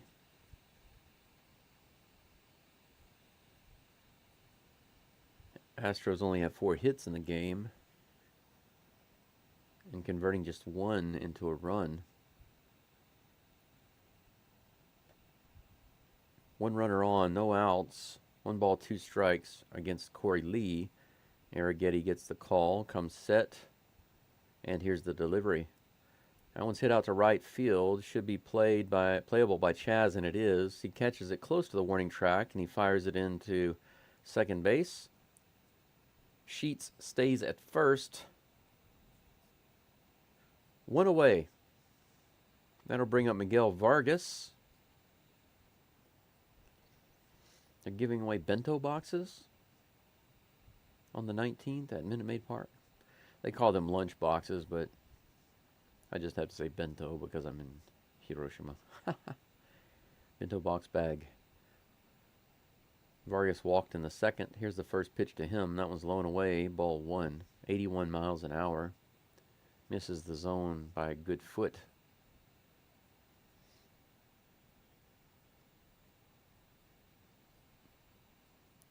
One-oh pitch is on the way now.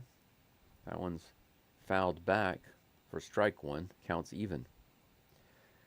89 miles per hour on that pitch.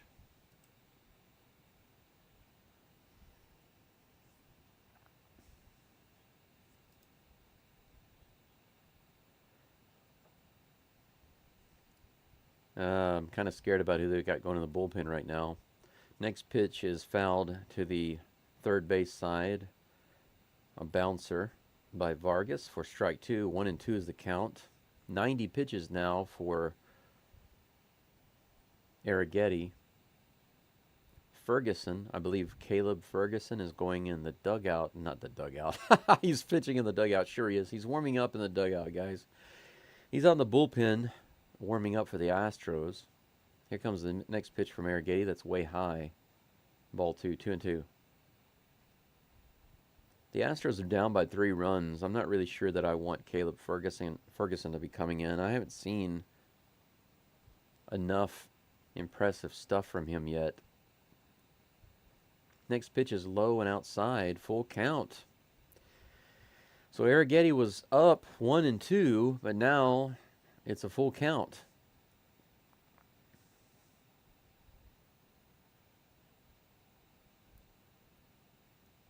Runner on first, 1 out. Full count against Miguel Vargas. Here comes the pitch. Nope, Arrighetti goes to the first. Wow, that was close because it looks like his foot came off the bag, but they called him safe and nobody contested it. I wouldn't mind seeing that replay. Looks like he stepped off the bag. Anyway, here's the pitch from Arrighetti. This one's hit high over on the right side. DeCenzo is back. He calls for it, and he makes the catch. That will be out number 2. Runner stays at first. And Joe Espada is coming out pointing to the bullpen. He's going to go ahead and bring Ferguson in. He's not even going to let Arrighetti finish the 6th.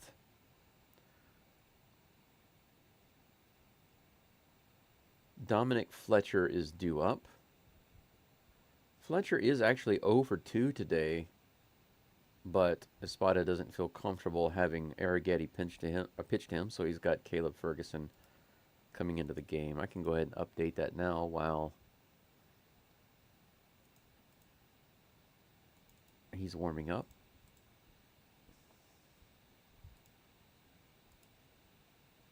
There we go.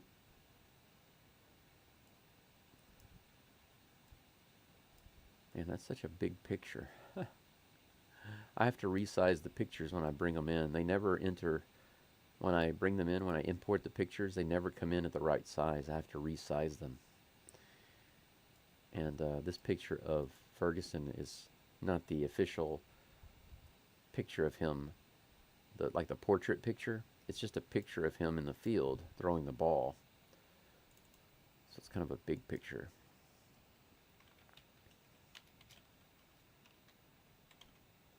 I think that's how you spell his name. Let me double check. Caleb Ferguson. So that's not G-E, that's G-U. Is that how I spelled it? I think I spelled it G-E there. Let me double check. No, I spelled it right. Okay, good. There's another Ferguson that has his name spelled G-E instead of G-U. I just wanted to make sure it was right. My memory served me correctly.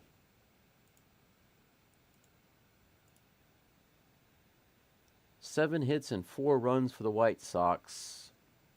4 hits and 1 run for the Astros. We are in the latter part of the top of the 6th inning. The White Sox have 1 runner on base with 2 outs. Arrighetti was just pulled for Caleb Ferguson, a left-hander. He's going to be facing Dominic Fletcher. In 38 innings, his ERA is 5.21 with 46 strikeouts, so he gets more than 1 strikeout per inning, but his ERA is less than desirable. I think they're hoping to at least get him through this batter and maybe the next 3 in the 7th. We'll see. Fletcher is in the box. In the batter's box, we're ready to go. Here comes the first pitch from Fletcher. Ferguson, I mean. Right on the outside corner, strike 1. Good, well-placed pitch, just barely clipped the corner. 0-1 is the count against Fletcher.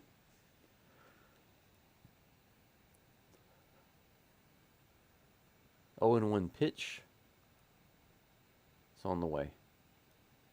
Nice curveball on the outside. Is it going to be playable? Alvarez runs over, but it goes into the net, right into the crowd there. Strike 2, 0-2. Yainer Diaz, Jeremy Pena, and Victor Caratini are due up. Diaz and Caratini are 0 for 2. Pena is 2 for 2 with 2 hits. One incredible infield hit where he just barely beat the throw. 2 outs, 1 runner on. 0 and 2 pitch. Here it comes from Ferguson. That one's way outside. Ball 1. Way outside and low. One good pitch here, and a strike 3 is all we need, Mr. Caleb Ferguson.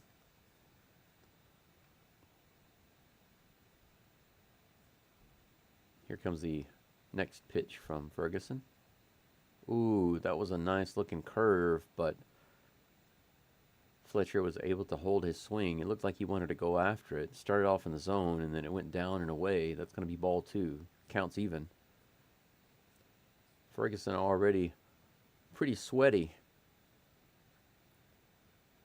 Must be humid in there right now. Humid and warm. Here comes the next pitch. Long pause by Ferguson. That was right on the outside corner, but Fletcher was able to foul that one away into the crowd to stay alive. 94 miles an hour. Count remains 2 and 2. Anything going on in the chat, guys? Do we still have a chance, guys? Can we win in the late? We need 3 runs ASAP minimum. I'm about to go to bed. I'm too tired. I understand, man. Wherever you are, get some rest. If you need the rest, you got to get that first. And this game might not be a good one to watch before you go to bed, depending on how it ends. Next pitch is also outside for ball 3. It's another full count. This one is the first one for Ferguson. 2 outs, runner on first, full count against Dominic Fletcher. Caleb Ferguson dealing. He steps off the rubber, takes a break. Fletcher steps out of the box. We definitely have a chance because the Sox are going to be bringing in different pitchers, and the Astros can hit, especially against this team. It's just, they haven't been. They just haven't been. But they can. So, it's not over. Still got several innings left. And that one's outside. Ball 4, way outside. So, Arrighetti had a runner on first from giving up a walk. Now, Ferguson has another runner on from giving up a walk. Runners on first and second with 2 outs. That brings up Brooks Baldwin. Here comes the first pitch from Ferguson. Low and inside, ball 1, another ball. Excuse me, guys. I do have a bit of a head cold, so I'm trying not to make any ridiculous noises in the microphone. Astros need to get out of this inning for our sake and for mine, because I need to go set myself up some more coffee. I need more coffee. Fresh coffee. 1 ball, no strikes to Baldwin. Fouled away, swinging.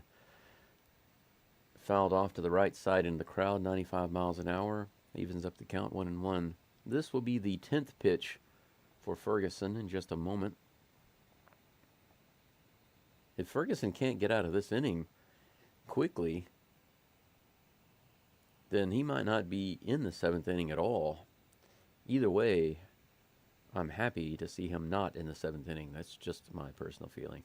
Here comes the 1-1 pitch to Brooks Baldwin. That one's just barely missing inside. 95 miles an hour. 2 balls, 1 strike. Come on, number 64. Let's see you deliver some awesome pitches. Here comes the 2-1 pitch after a long delay from Ferguson. Fouled away. Another inside pitch clipped the corner, but Baldwin was able to make some contact and send it towards the wall on the third base side. Count is now even, 2 and 2. Bye-bye, everyone. I'll check the next live stream. Rush Place, thank you for being here, man. Get some rest, and see you next time. Hopefully see you tomorrow or the next day.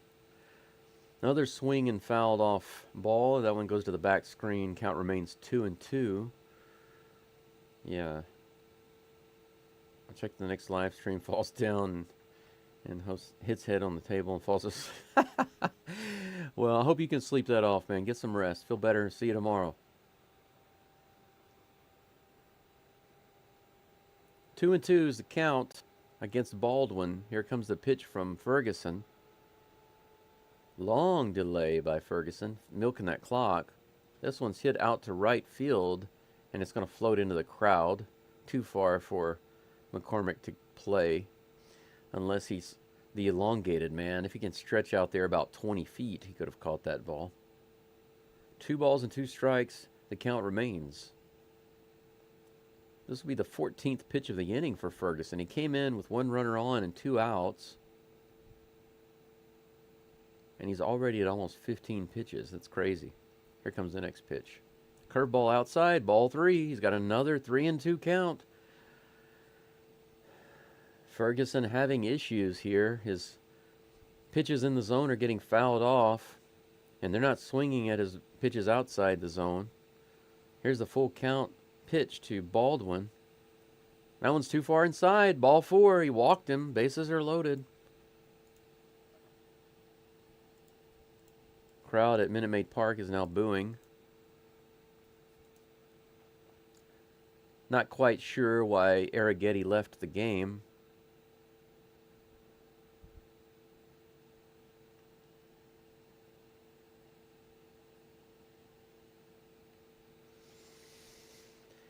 Bases loaded, guys, with 2 outs. Nicky Lopez comes up to bat, facing Ferguson. The first pitch is in the low part of the zone, 95 miles an hour for strike 1. Why couldn't he have thrown that pitch on those full count at bats? 0-1. Here comes the 0-1 pitch. This one's hit up the middle, caught by Ferguson at the mound. Just a very light line drive right back to the pitcher, and Ferguson is able to catch it for the 3rd out, thank God, and he tosses the ball into the crowd. And that means I can stand up, stretch my legs, and go get myself some fresh hot coffee. I'll be right back, guys. The Astros are down 4-1 going into the bottom of the 6th. Yainer Diaz, Jeremy Pena, and Victor Caratini are due up. We'll be back in just a moment with Go Go Tigers Throws.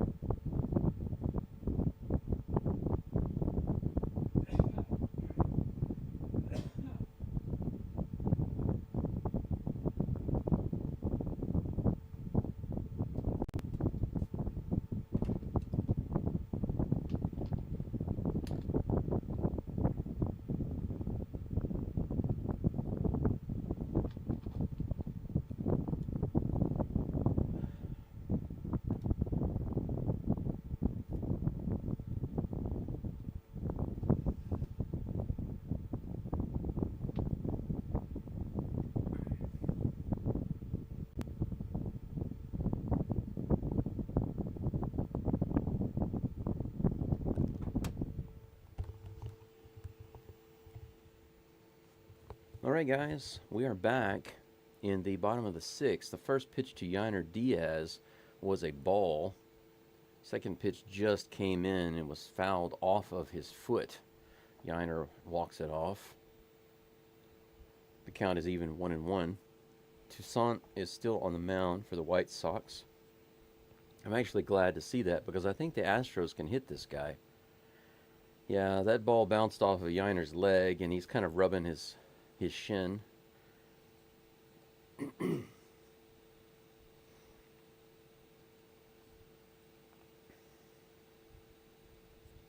The coach is coming out to check on Yainer, but he says he's all right. He gets back in the box. ready to get the next pitch from Tucson. I decided to grab myself a cold drink instead. My throat is a little dry, a little sore. Here comes the 1-1 pitch to Diaz. He fights that one off. That one was way inside off the fists.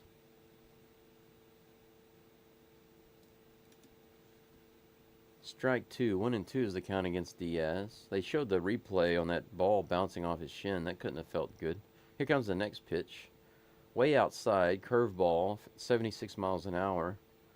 Taken for ball 2. The count's even. Here comes the next pitch.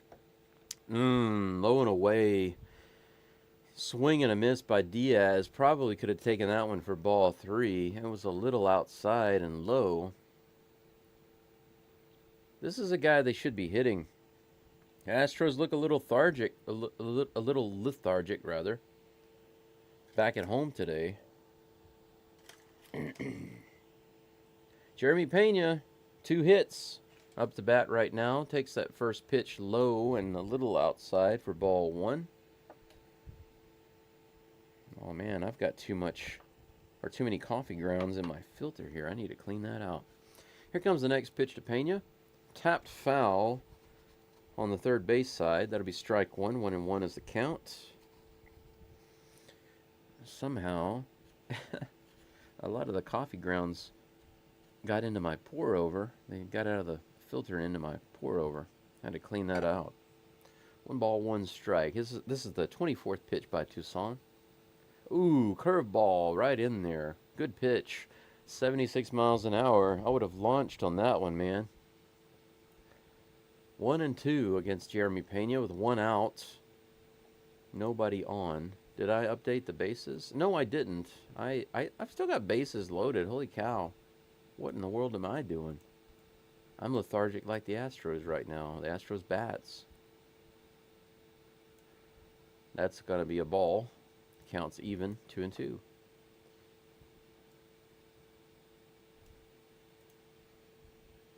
All right, there we go. 2 balls, 2 strikes, 1 out against Jeremy Pena. Here comes the pitch. Swing and a miss on an 87-mile-per-hour pitch, a good 4 inches below the zone. What are you thinking about there, Pena? You were the guy that was hitting the ball. 2 outs now.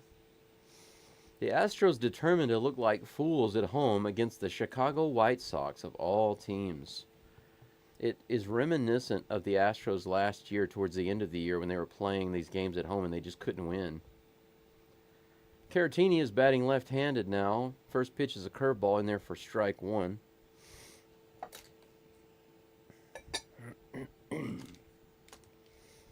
Do I have another coffee filter in here?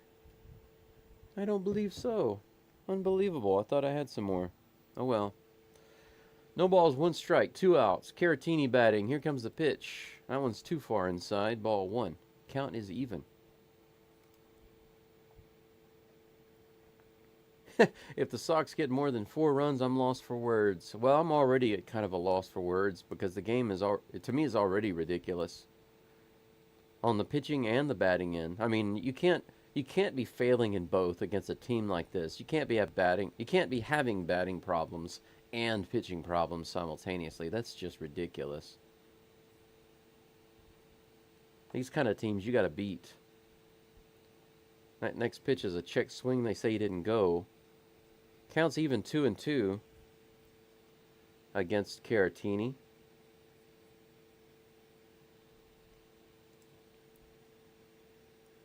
This is making me depressed. Don't give up, man. It could be worse. Here comes the 2-2 pitch. Caratini hits it up the middle. There we go. There's something to be happy about. There's a single to center field by Caratini. He's on first base now with 2 outs.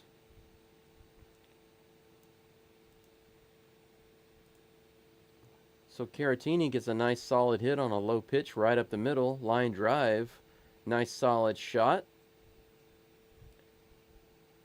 Caratini seems to be doing much better left-handed in my perspective. Jake Myers is up to bat. First pitch to him is way outside for ball 1.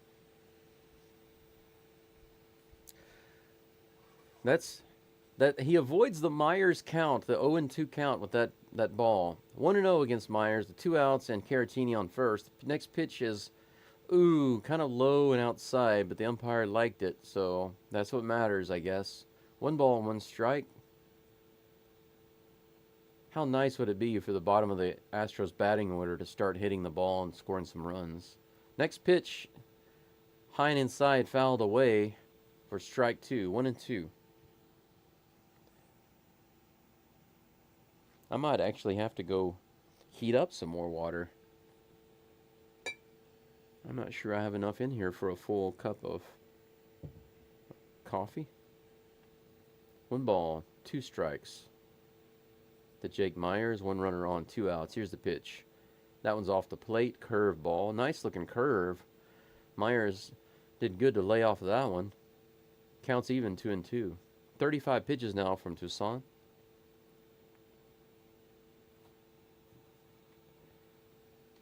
Toussaint taking a while to get the call. Here comes the pitch. Another similar curve ball to the last one. Myers lays off again. Full count. Zach DeCinzo on deck. Are we going to see Myers get on base and DeCinzo tie it up with a 3-run shot? That'd be awesome. Here comes the pitch. This is hit hard to left field. Myers might have done it himself, and he did. That ball is gone. Myers with a 2-run shot to the Crawford boxes in left field. 2-run shot on a full count pitch. Full count.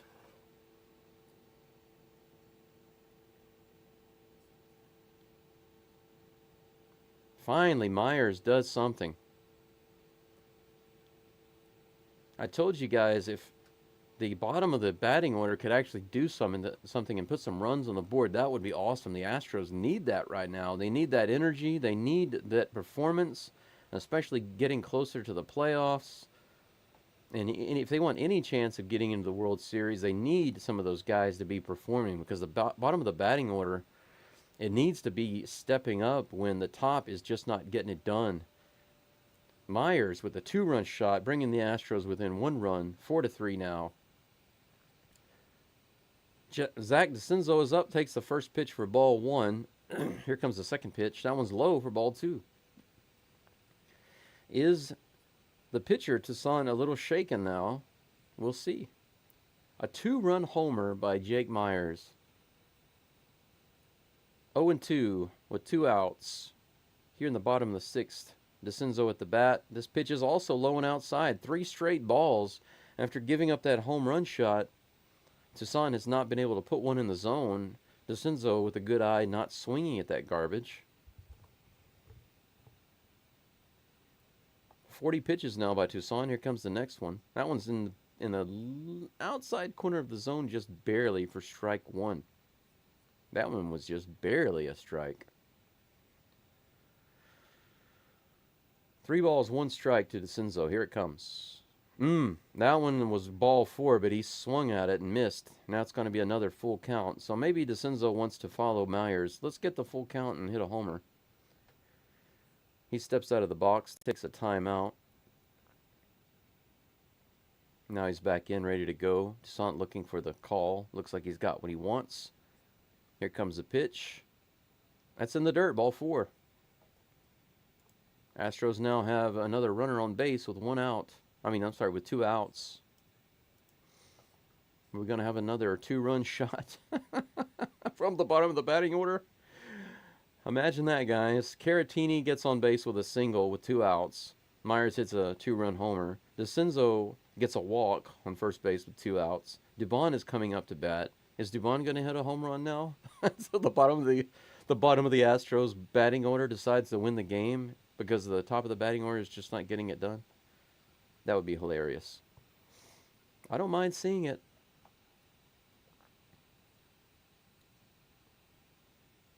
Are they going to have a pinch hitter for Dubon?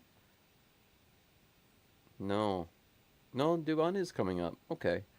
They were talking about Pedro Leon. I was like, why would they be bringing in Leon for Dubon? But it was unrelated. It was about something else. They're having a pitcher meeting mound with the coach right now. They're discussing what to do here. with Dubon coming up to bat.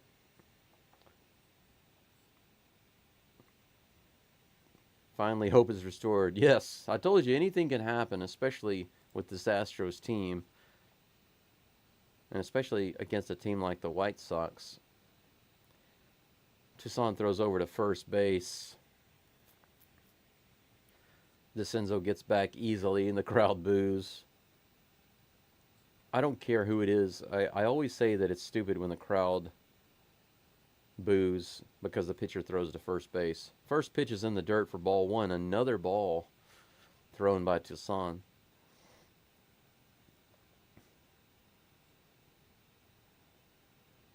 They've got some strange shoes on right now. Dubon's shoes are crazy. Here's the next pitch. This is hit hard to left field. Oh, wow. Guys, that was... If it had been fair, it would have been off the wall. It was very close, very close. It was just foul. He gave it a ride. Dubon gave it a ride. I kid you not. That's strike one. One ball, one strike. The crowd went crazy there for a second. What a rip. That was a line drive shot. 1-1 is the count. Runner on first. Another half swing, but this one's fouled off on the right side down the first baseline. That was 92 miles an hour. 1 ball, 2 strikes. Looks like Dubon is able to get his bat on the ball. Toussaint is now up to 46 pitches. Man, exciting right now. Yeah, nail biter. It is. It's not even in the 9th inning. This is just the 6th. Here comes the 1-2 pitch from Toussaint. That one's curveball outside. 2 balls, 2 strikes. Good at bat so far by Dubon. Taking the balls, swinging at the ones that are close.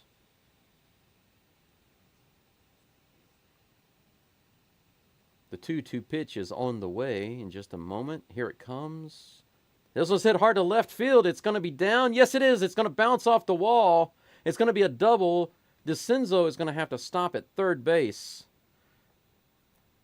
But a double for Dubon puts runners on second and third with 2 outs. So Dubon continues to hit the ball hard off of Toussaint, moving DeCenzo from first to third, putting the Astros in a good opportunity, a good situation here to possibly at least tie up the game.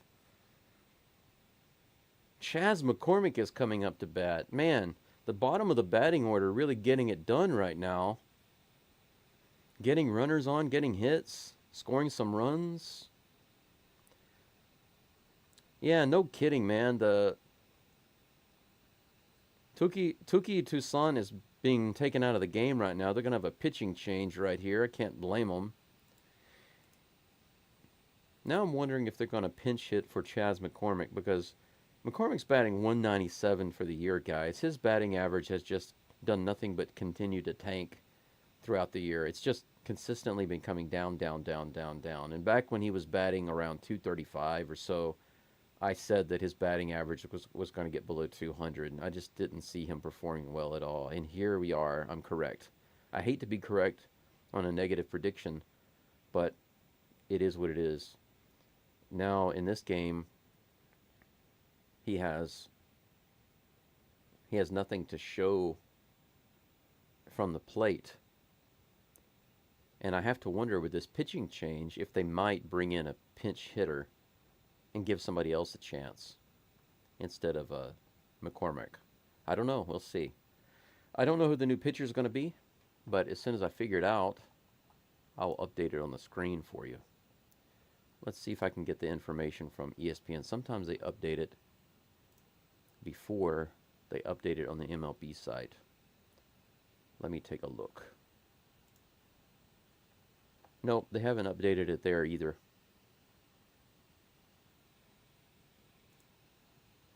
Take a look at the live stream. Bottom had to step up, and they did. Yeah, you're absolutely right, man. See, that's the thing. If the bottom of the batting order is just mediocre, then it's okay as long as the top of the batting order is performing consistently well. I mean, that's where your stars are. But when your top guys are just not getting the job done, You need other people to step up. It is a team. It's a team effort. And you've got 9 guys whose primary job is to hit the ball. That's their number one job. Hit the ball. You can get by a little bit with just mediocre defense sometimes. And I'm not talking about the pitcher, I'm talking about the fielders. But you absolutely have to score runs, guys. You have to score runs to win games. And you can't be losing games to teams like the White Sox.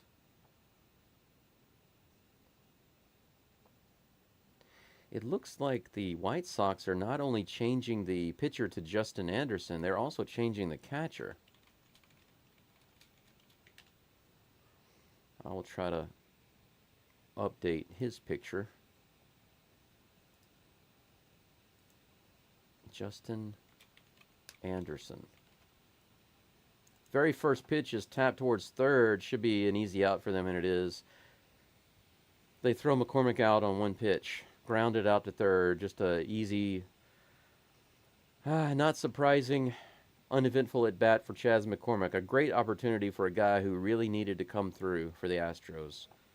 But instead, he lowers his batting average again to 196. So maybe McCormick will be batting 150 by the end of the season. If for some strange reason Espada just decides to keep putting McCormick in the game and destroying the Astros' chances at scoring runs.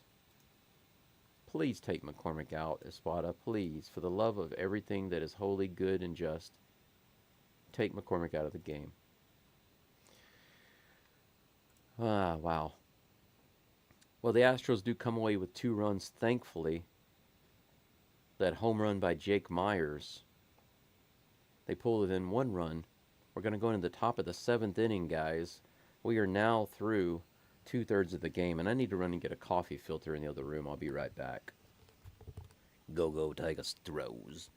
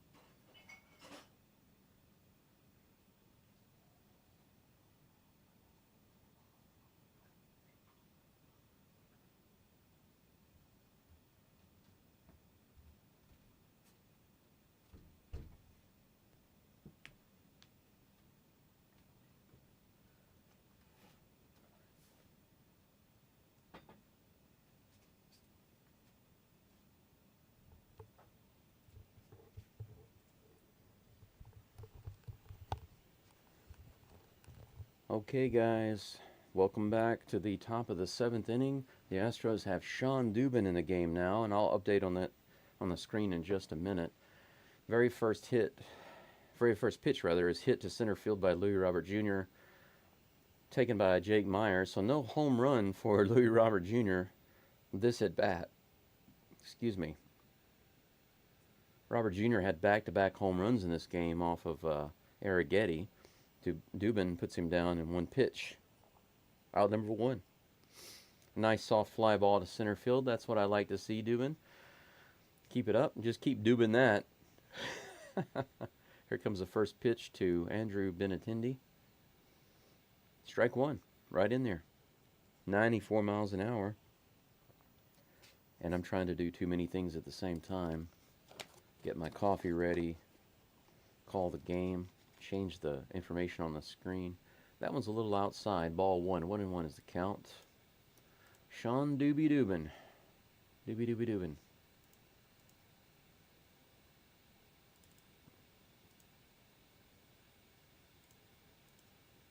There we go. Whoops.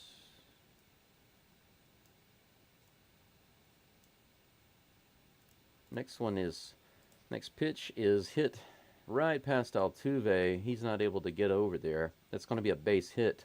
A 1-out base hit for Benintendi. He'll be on first base. That brings up Andrew Vaughn. Runner on first base, 1 out. Sean Dubin gives up his first hit of the game there. Let me put a base runner on. Here we go. Everything's updated on the screen now. Good job. Here comes the first pitch to Vaughn. A little outside, ball 1. I've got my coffee filter now. This fresh coffee smells good. Here comes the 1-0 pitch with the runner on first base, 1 out. Dubin throws that one low and outside. Caratini lifts his mask and he tells him, "It's okay, man. Calm down. It's all right. It's all good. No problem." 2 balls and no strikes. Man, I have so much Japanese homework to do this weekend. It's crazy. 2 balls, no strikes to Vaughn. Here's the pitch. That one is high and outside. 3 balls and no strikes. So after the first fly ball, Dubin has given up a hit. Now he's down in the count, 3-0.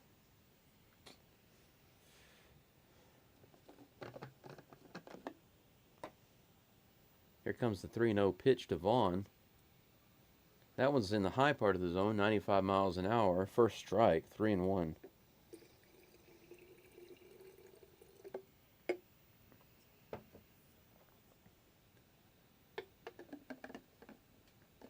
That's hilarious. They're talking about some stuff, the commentators. Framber Valdez watering watermelons. That pitch is high, ball 4. So 2 runners on, 1 out. Dubin has given up a single and a walk now. Fly ball out, single, walk. Sean Dubin is going for the pitcher cycle.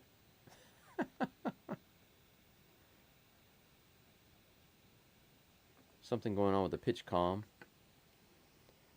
Seems they've got it worked out now. Who's at the plate now? We've got Gavin Sheets. Sheets steps up to bat with 2 runners on and 1 out. Here comes the first pitch to him. 10th pitch for Dubin. Curveball way inside and low. Ball 1. Dubin looks like he was going for Sheets' toes on that one. That was way out. 1-0. Sheets is actually 0 for 2 today. Here comes the 1-0 pitch. Barely gets that outside corner with an 87 mile per hour pitch. 1-1.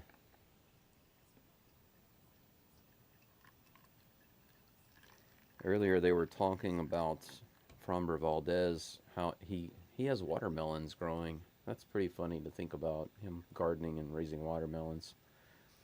Next pitch is outside, a good foot for ball 2. 2-1 is the count now on Gavin Sheets.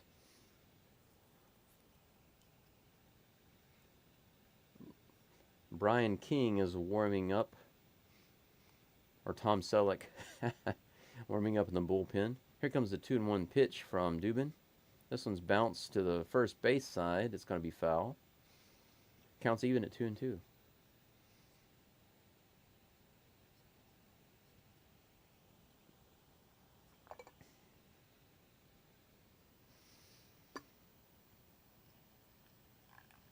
Next pitch, 2-2 pitch from Dubin to Gavin Sheets.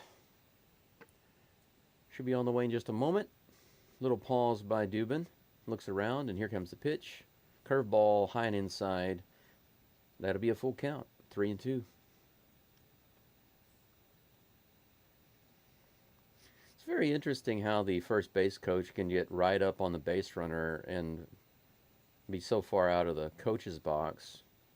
I'm amazed that they allow that. I don't think they're supposed to allow that. They're so loose with some of these rules, you know, in the professional leagues. 3-2 is the count. Dubin with 2 runners on and 1 out facing Gavin Sheets. Long pause, and here comes the pitch. That one's in the strike zone. A swing and a miss. Caratini does a fist pump.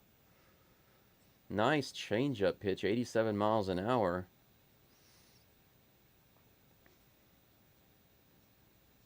Sheets was not able to get under that one. That was at least an inch under his bat. That was a good pitch by Dubin. Out number 2. 2 runners on, 2 outs. Corey Lee is the batter.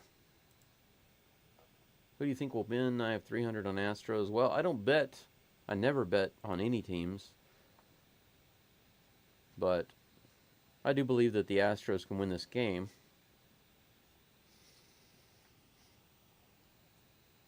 I never write them off, even if they're down by a lot. Here comes the first pitch to Lee. Way outside. Good grief. By a good couple of feet outside the zone. Caratini is going to take a short walk out to the mound and toss the ball back to Dubin. Man, that was a wacky pitch. Caratini looks like he wanted to give Dubin a chance to kind of take a breather or something. Collect himself. Alright, I've got my third cup of coffee here, guys. It is 11:15 in the morning here in Hiroshima, Japan. Wherever you are, I hope you're enjoying your day and enjoying the game. 1 ball, no strikes to Corey Lee with 2 outs and 2 runners on, first and second. Did I update the runners? Yeah, I did. Okay. Sometimes just got to double check. Here comes the 1-0 pitch in just a moment. Another long delay by Dubin. And here's the delivery. Fouled away to the right side, way out into the crowd. That was a 96 mile per hour heater, high in the zone. Counts even, 1-1.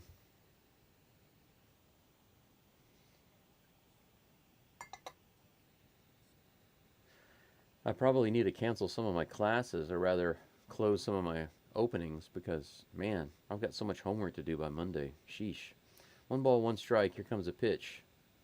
This one's popped to the right side. Is it going to be playable by DeCenzo? No, it's going to be right over the back of the Astros dugout. Strike 2, though. 1 ball, 2 strikes.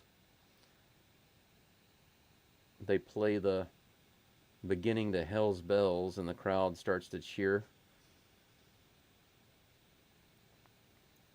hoping for a strikeout here. Here comes the 1-2 pitch from Dubin. Nope. Batter steps out. Corey Lee steps out of the box, calls timeout. And the crowd goes quiet. It goes from everybody cheering, and now it's dead quiet. That bat that Corey Lee is using looks like an LSU Tiger bat. It's like yellow and purple. Okay, he's back in the box. Dubin has the call. Here comes the 1-2 pitch with 2 outs and 2 on. Right in there. Oh, just barely missed on the outside corner. Ball, too. Man, that one just barely missed. A 95 mile per hour 4-seam fastball. I thought that was it right there, but he just barely missed the corner. Count is even, 2-2. This will be the 20th pitch of the inning for Dubin. It's on the way. Strike 3, curveball, low in the zone, breaking ball. Complete swing and miss. Out number 3. Strands 2 runners. So Dubin gets himself into a bit of a pickle and is able to get out of it. No sweat at all. Made me sweat, though. So both Ferguson and Dubin really making me nervous. But now that we are getting into the bottom of the 7th, I'm feeling a little better about the game, with the Astros having 3 opportunities to at least tie the game. And they'll have up some better relievers, I believe, in the 8th and 9th inning. At least I think so. In the next inning, who do we have coming up for the Astros? My personal hero, Jose Altuve, is leading it off, followed by Yordan Alvarez and Yainer Diaz. Altuve does have a hit this game. He has a monster I almost said 2-run. A monster double that went through the fence, went through the scoreboard in left field, just missed a home run by a few feet. and then he was driven in on a single by Yordan Alvarez. But other than that, neither Alvarez nor Altuve have done much in the game offensively. This is a good opportunity for them to get something going. The bottom of the order really helped them out by providing 2 runs last inning with that 2-run homer by Jake Myers. Let's do something here, Astros. Absolutely. Absolutely. Got about 17 watching right now. Thank you guys for joining. I appreciate you being here, helping the channel. Got 12 likes. That's great. My goal right now, because of the size of my channel, is to have at least 10 likes on my live videos while I'm live streaming. So I appreciate that very, very much. I didn't even have to ask for it today, but I will ask, if you haven't liked the video already, please do so. I would say the record that I've had so far for most likes during the live stream is about 15. I haven't been able to get to 20 yet. If you guys can help me out with that, I'd really appreciate it. It'd be really cool to see 20 likes while I'm doing the game. Altuve's in the box, guys. Facing Justin Anderson. Here's the first pitch. Swing and a miss. That was outside. So Altuve did a kind of a half swing at that one. It looks like he was really wanting to launch at it.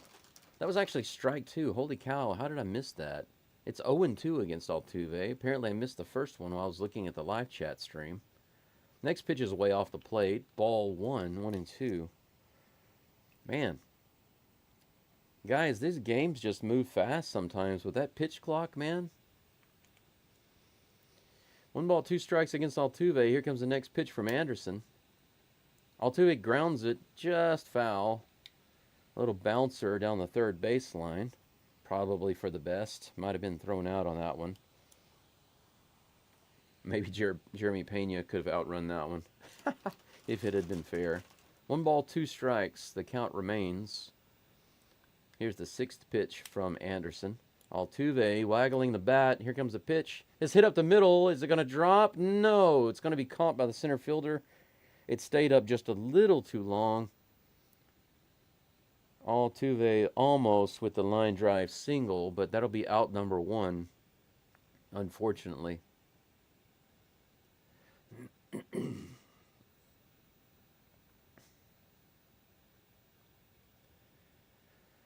One out. Yordan Alvarez at the plate. First pitch from Anderson on the way. This one's hit hard, but foul off to the left side. 92-mile-per-hour pitch. 0-1 is the count against Alvarez. Alvarez has the power easily to tie up this game right now. Anderson has the call, and here comes the pitch. Hit hard to the right field. It looks like it just to the warning track. He catches it on the run. That'll be out number 2. That was a nice line drive rip all the way to the warning track in right field. Alvarez is just not able to get under it enough to drive it out. But good grief, that was close. Man. The crowd was just as excited as I was, and Yordan is shaking his head in the dugout. Man, I feel you. That was a great drive. Just didn't get there. Yainer Diaz is now up to bat. First pitch to him is low and inside. Curveball just barely gets the corner. Could have gone either way, but the ump liked it. Strike 1. Diaz hasn't really done anything today. He's had 3 strikeouts. He just hasn't looked himself today. Maybe it'll change right now with Justin Anderson pitching to him. Here's the 0-1 pitch. That one's way outside. Ball 1. The count is even. 64 subs, guys. Thanks so much. I was at 59 earlier. I'm now over 60. Trying to get to 100. Woohoo! Here comes the 1-1 pitch to Diaz. Oh, swing and a miss on a terrible pitch low and outside in the dirt. 84 miles per hour. Garbage pitch. Diaz continuing to look like junk this game. Do not strike out again, Diaz. Come on. Here's the 1-2 pitch from Anderson. That one's low and away, taken for ball 2. The count is even. You know, I don't even care if Diaz grounds out right here, or lines out, or flies out. Just don't strike out again. Come on. 2-2. Come on, Yiner. Yiner with a shiner. Come on. Check swing. Did he go? They say he did. That's 4 strikeouts for Yiner Diaz. 4 strikeouts. 4 at-bats that looked absolutely miserable for Yiner Diaz. The Astros come away with nothing in a 1-2-3 inning. Altuve almost with a single. Jordan almost with a home run. And Yiner Diaz with a terrible at-bat again for the 4th time this game. Looking absolutely pathetic at the plate right now. 7 hits for the Astros and 3 runs. 8 hits for the White Sox and 4 runs. We're going into the top of the 8th, guys. The Chicago White Sox up 4-3 over the Astros here in Minute Maid Park. Pretty difficult game to watch so far, but the Astros are never out of it. Hit a dinger, bruh. Yeah, I understand your feeling. Just Whisk It, thanks for joining. I appreciate you being here. I wish I could give you better news. I'm just the messenger. Please don't shoot me.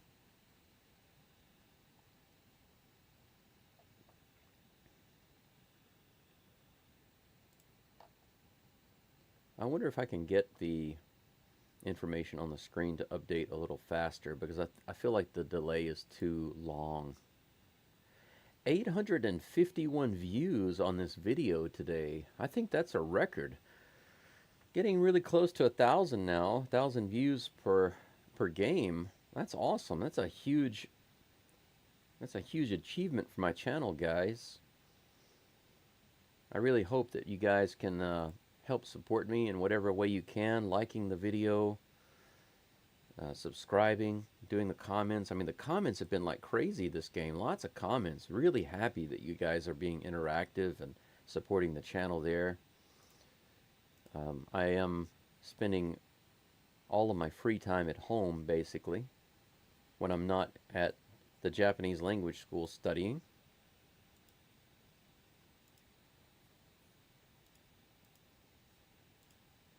Brian King is on the mound. The very first pitch is going to be to Miguel Vargas, and that's fouled away for strike 1. And I need to update the Astros pitcher to Brian King. I got his picture updated, but I need to change his name. There we go. Next pitch. After a little bit of a delay, it's 0-1, the count against Vargas. Brian King, man, he's just like Tom Selleck. Let's go. Here comes the 0-1 pitch. Right in there. On the inside corner. Perfectly placed. Strike 2. 0-2. Magnum PI, baby. Let's go Magnum PI on Vargas here, King. Here comes the 0-2 pitch. That one's fouled away for another 0-2 count.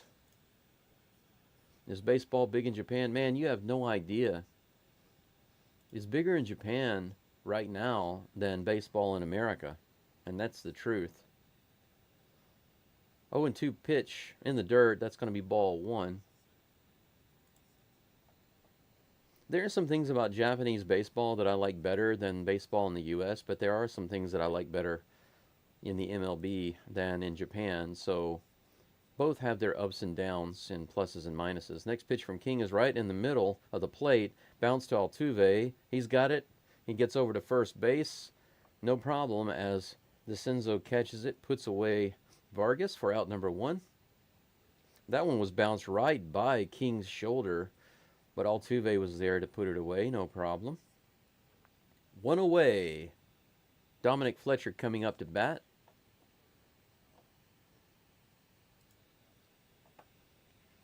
I don't know, just Whisk It. Do you know about the World Baseball Classic, or whatever they call it, the World Baseball Tournament, where they have different countries compete against each other?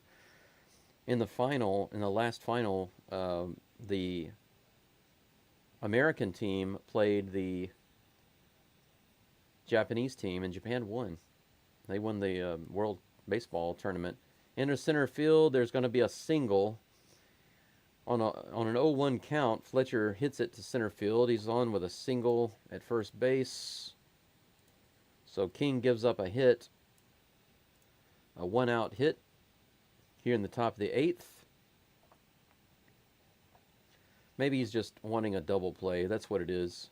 King is like, you know what? I want a double play, so I'm going to put a runner on. Brooks Baldwin comes up to bat. He's the double play candidate. He's over 2 today, so he's ripe for the picking. How about Pena, Altuve, DeCenzo double play? Let's see. First hit is struck out into center field. Myers is underneath it, and that's going to be out number 2. So 1 pitch, 2 outs. Runner remains at first. Nicky Lopez is coming up to bat. Taqueres Arandas. They're showing the Taqueres Arandas commercial. I guess that's a place in Houston. Looks delicious, but it's way too far away from where I'm at. I have to deal for the Tex-Mex, or handle the Tex-Mex in Hiroshima. It's pretty good, though. Here comes the first pitch to Lopez. A little high and inside. Ball 1. Lopez is 1 for 4 today. This will be the 10th pitch for Magnum P.I. or Brian King. That one's outside, way outside for ball 2, 2-0. Lopez with the best batting average on the team at just .243, which puts into perspective how bad it is that the Astros have given up 4 runs against this team.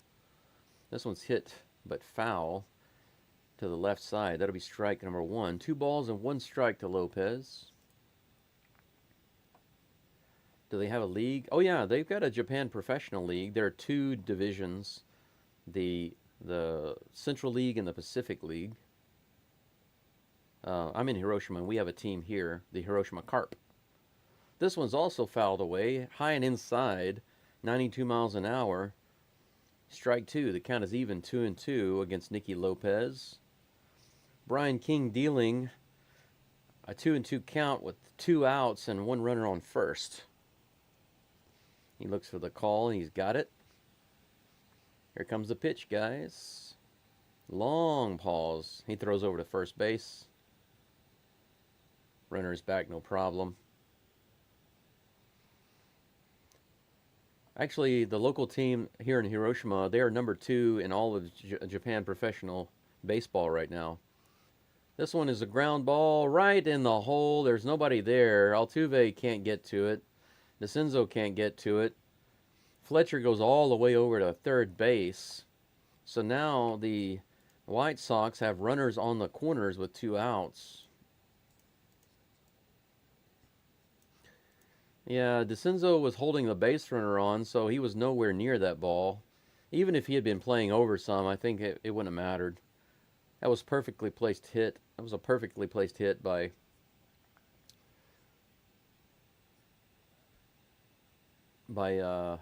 Lopez. And they're going to pull King out. Caleb Ort is going to be coming in. He's warming up in the bullpen. That's going to be the last batter for King. So Magnum P.I. gets shot down. He's got 2. He did get 2 outs, but he has 2 base runners. Now Caleb Ort will be coming in, so I'll update that on the screen for everyone. I didn't even change Brian King's name. I didn't even have a chance to do that. Caleb Ort, where are you? I know you're in there. There you are. Big smiling face. All right, let me shrink that down just a little bit. Okay. This is Caleb with a K. Caleb Ferguson is Caleb with a C. I'm learning the names of all of these guys, all of these new guys.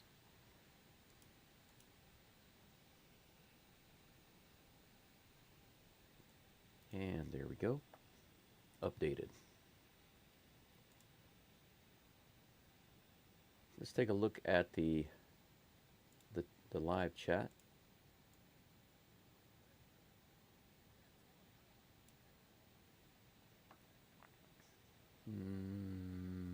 see. Never heard of it. Little League is going on right now. That's great.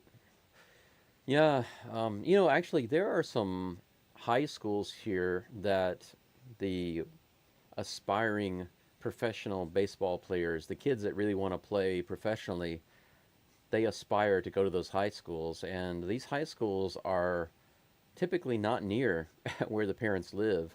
So as they get out of middle school, they will go out of town to attend these high schools that are actually very popular and well known in all of Japan.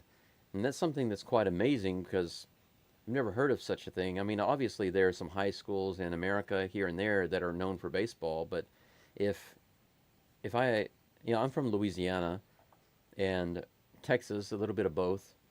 I lived in both areas. But if you talk to me about a famous high school, a baseball high school in like California, I never would have known about that. But in Japan, it's not the same. They're well aware of the famous high schools for baseball in Japan. Okay, guys. So Louis Robert Jr. is up to bat against Caleb Ward with 2 outs and 2 runners on. First pitch, swing and a miss, 98 miles an hour. Swing and miss, 0-1. Robert Jr. had 2 back-to-back home runs earlier off of Arrighetti. They were finally able to get him out last inning, or last at bat rather. 0-1 is the count against him right now. Here comes the next pitch from Ort. This one's a line drive up the middle, and that's going to score another run. Fletcher scores, and the runner gets from first to third on that play, so that the White Sox will have runners on the corners still. This is just Robert Jr.'s game. Louis Robert Jr. doing it all. 2 home runs and a single RBI. Still 2 outs, runners still in the corners for the Sox. Astros pitchers just not getting the job done today. And once again, we have this issue. 5-3. First pitch to Andrew Benintendi is a little low and inside. Clips the corner, but the ump calls it a ball. So 1-0.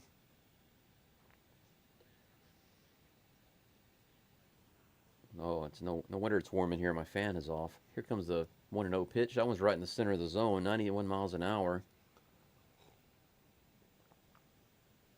Strike 1. The count is even. I need to turn my fan on. Get myself cool again. Starting to sweat. 1-1. Here comes the pitch.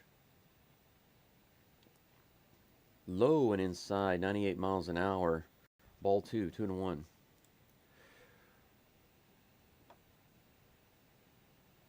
New to your channel, thanks for calling the game.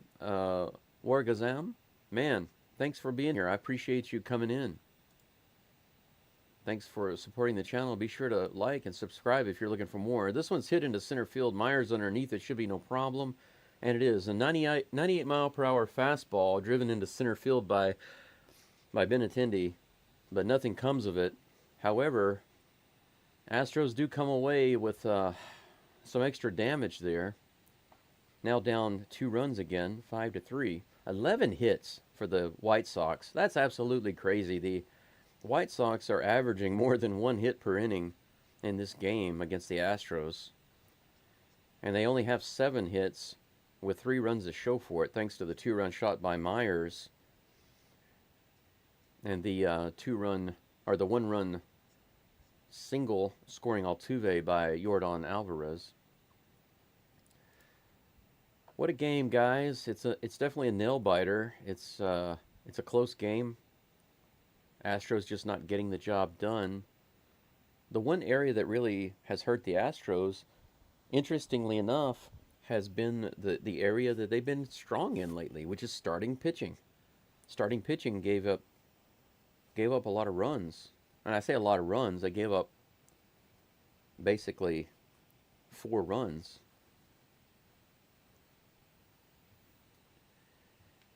And then our relief pitching has gotten too many base runners on the past few innings. I would say the 6th, 7th, and 8th inning, the Astros pitchers had too many base runners and finally bit them in the butt in the top of the 8th, and they gave up a a run. Now they're down by 2. We've only got 2 innings to do something about that. Jeremy Pena is going to be up to bat here in the bottom of the 8th, followed by Victor Caratini and Jake Myers, assuming there are no changes with pinch hitters.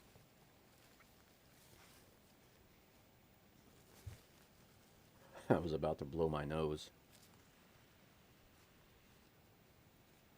I realized that would be really loud in the microphone.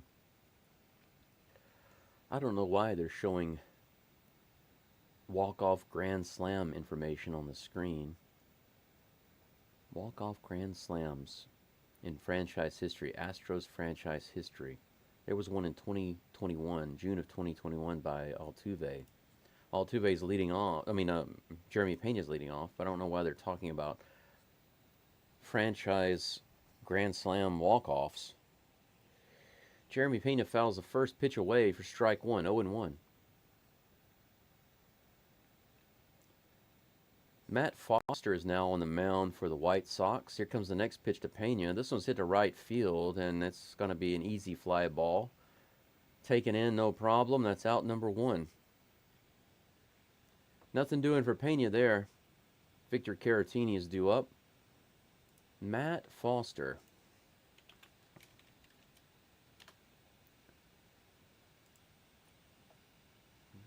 See if I can get his picture.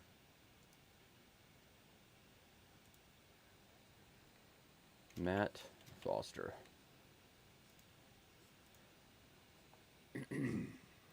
Caratini is now stepping into the box. First pitch from Foster will be on the way in just a moment. Caratini batting left-handed again. Here's the first pitch to him. Right in there. That was a beautiful pitch to swing at. 82 right in the zone. Taken for strike 1. Goodness gracious. Man, you got to swing at that one. Here comes the next pitch. That one is swung at. A little outside and low. Fouled away. And that's going to be an 0-2 count.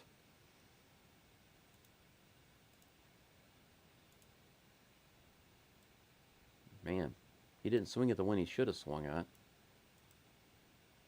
Here's the next pitch. Oh, nope. Caratini calls for timeout. Steps out of the box for a moment.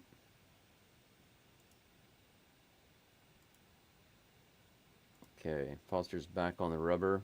Caratini's in the box. Here comes the 0-2 pitch. That one's in the dirt for ball 1. 1 ball, 2 strikes to Caratini.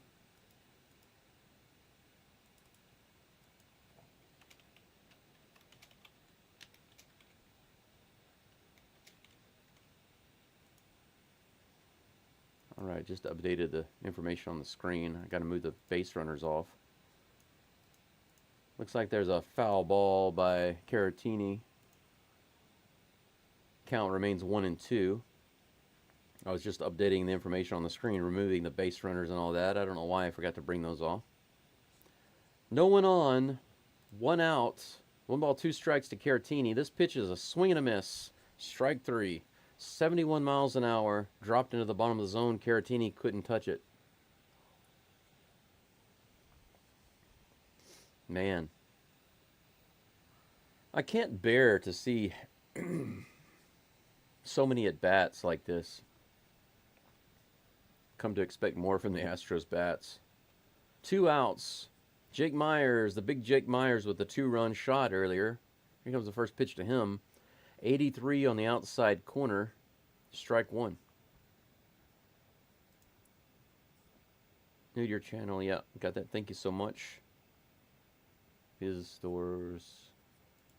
Here's the next pitch to Myers. That one's way outside for ball 1. 1-1. Who's hitting? Right now, Jake Myers.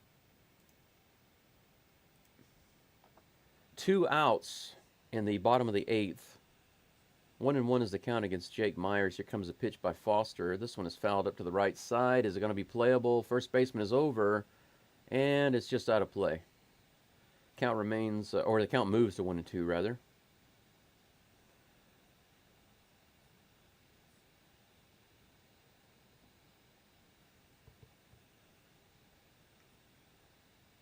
What is the record of the White Sox? 29 and 93, guys. 29 wins and 93 losses. Are you kidding me?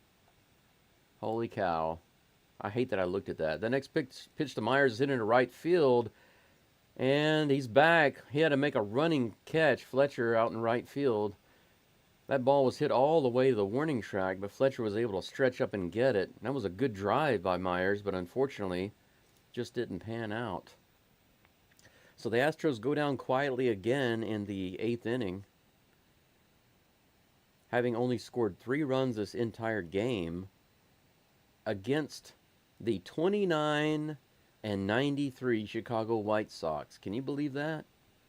At home in Minute Maid Park, they've given up 5 runs, and they only have 3 runs on the board, and they only have one more opportunity to do something about that. Currently, Caleb Ort is listed as in the game and on the mound. We'll see if he's coming in for the 9th inning. They might have a pitching change. We will see. But man, the Astros are just 3 outs away from losing a miserable Game 1 and ending their streak. This could have been 9 games in a row for them. And it should have been. And it should be. It still should be. They still have an opportunity. They just need 2 runs to tie it. It should be doable against this team. There's no reason for it not to be. Got about 18 people watching right now. Thanks so much. It looks like the likes are up to 18. That's awesome. If you guys can give me just 2 more, that will be a record for my live stream. I don't believe I've had 20 likes in a live stream while I'm doing the live stream so far. I've only been actively calling games now for a little over a month. And this is about my 30th game, I believe. I believe so. So in 30 games, in 1 month roughly, I haven't had 20 likes while doing the live stream. So if you guys could just give me a couple more likes, that would be freaking awesome. Thank you so much.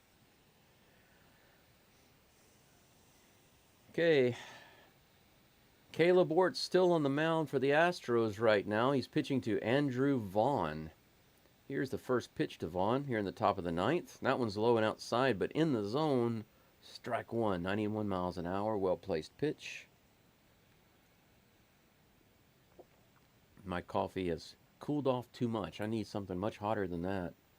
0-1 pitch is on the way. This one's hit straight up. Looks like it's going to be playable. DeCenzo calls it.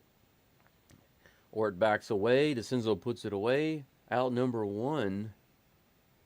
2 pitches, 1 out here in the top of the 9th. That's going to bring up Gavin Sheets. Sheets batting .232 for the season. One of the better batting averages on the team, actually. Here comes the next pitch. First pitched from Ort is 97, right in the outside part of the zone. Strike 1. This will be the 10th pitch for Caleb Ort. And it's on the way. This one's hit to the left side. Caught by Mauricio Dubon. Almost said Bregman. Finally, a great play by Dubon over there. Catching that opposite field line drive for out number 2. 2 outs. Corey Lee comes up to the plate. Caleb Ort up on the rubber looking for the sign. He's got what he wants. Here comes the pitch. This one's hit straight to Pena. 1 hop. Throws it over to first. Little high, but DeCenzo's got it. 3 up and 3 down. No problem. 5 pitches for Ort. 3 outs. Nothing doing in the 9th for the White Sox. That is exactly how the game should have gone every inning for the White Sox. And yet, they still have 5 runs. The Astros have their last chance to do something here. This is the bottom of the 9th. And we have The very bottom of the batting order coming up again, guys. Zach DeCinzo, Mauricio Dubon, and Chas McCormick. Now, who wants to take bets that McCormick is left in the game or taking out of the game? Are they going to pinch hit for him or not? Let's see here. Let's do a poll.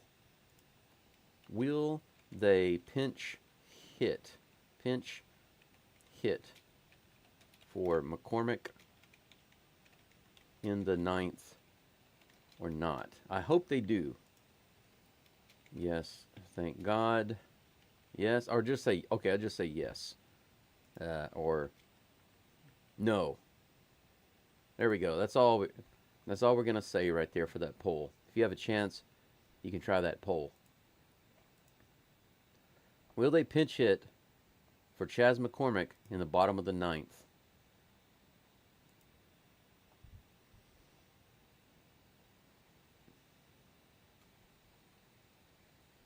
$19 likes? Is it up to 20? Almost, guys. One more like, I'll be at 20. It'll be a record. 18 watching. Thank you so much, guys, for being here. I really do appreciate it. Especially with this game. I know it's down to the wire here, and it hasn't been a very enjoyable game to listen to or watch, but until it's over, there's always hope, right? One more like, and I'll have that 20 like live streaming record.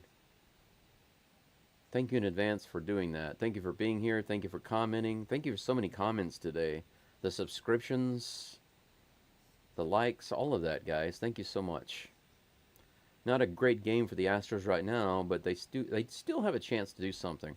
Chad Cole is on the mound for the White Sox. 4.93 ERA facing Zach DeCinzo. Here comes the first pitch. Right in there. 85 miles an hour. Perfect pitch taken for strike one. 2 strikeouts and a walk for DeCinzo. Here comes the next pitch. Check swing on a blowing outside pitch. That's ball 1, 1-1. Come on, man, let's do it. Come on, DeCinzo. Here's the next pitch. Outside. Lays off, ball 2. Just a couple of inches off the plate. 86 miles an hour. 2 balls, 1 strike, no outs. Here's the next pitch from Cole. Ooh, 93 right in the top of the zone. That was a good pitch, but he couldn't get his bat on it. Swing and miss. Count is even, 2-2.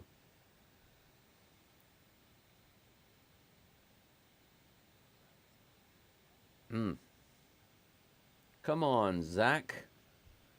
Be a hero, man. 2 balls, 2 strikes. Here comes a pitch from Cole. This one is fouled away. A little tapper back behind the screen there. Back behind the plate, rather.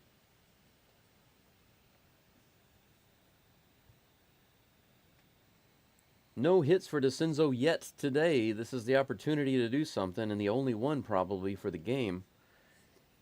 Here comes the 2-2 pitch. Strike 3. He swings and misses. An 89-mile-per-hour pitch right in the middle of the zone, guys. A slider in the middle of the zone. And he completely missed it. Goes down again. 3 strikeouts for DeCinzo and 1 walk. That brings up Mauricio Dubon, who had a double earlier. Here's the first pitch to him. That's taken for ball 1. 1-0 with 1 out. Do I have my base pads updated properly? Yes, I do. Here comes the next pitch. That one's fouled over to the right side. Looks like it's going to be out of play, and it is. Just barely into the crowd by about 15 feet or so. Strike 1, 1-1. For sure pinch. Yeah, I agree. If they don't, they're crazy. They just don't want to win, you know? If Espada doesn't want to win if he doesn't bring in a pinch hitter for Chas McCormick. I don't care who it is. Bring in somebody else. Here comes the 1-1 pitch to Dubon. This one's hit to right field. Is it going to drop? No. The right fielder's able to get there, close the gap, and Rob Dubon, who almost got a hit in the gap for a double, There is a pinch hitter. John Singleton is coming in for Chas McCormick, so thank goodness it took him long enough. Singleton batting .235 for the season with 9 home runs and 29 RBIs. Not impressive, but compared to batting like .196 for as McCormick is doing, anything is better than a guy who's just striking out nonstop. Just strikeout, strikeout, strikeout, strikeout. I think the last game he struck out 5 times. This game, how many strike? He has 2 strikeouts. Is that right? No. No, well, actually, McCormick doesn't have any strikeouts this game, but he hasn't done anything. He got hit. He got on base by getting hit, and that was the best he's done this game so far. My guys, John Singleton is at bat with 2 outs. Altuve on deck. Here comes the first pitch to Singleton. That was in the dirt. That almost hit him. Singleton had to jump and lost his balance. Had to run out of the way of that one. Ball 1.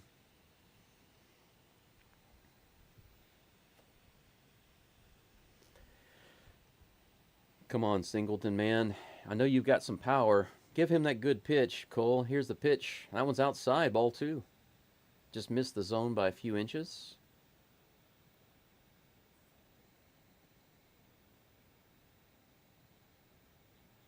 Here comes the next pitch to Singleton.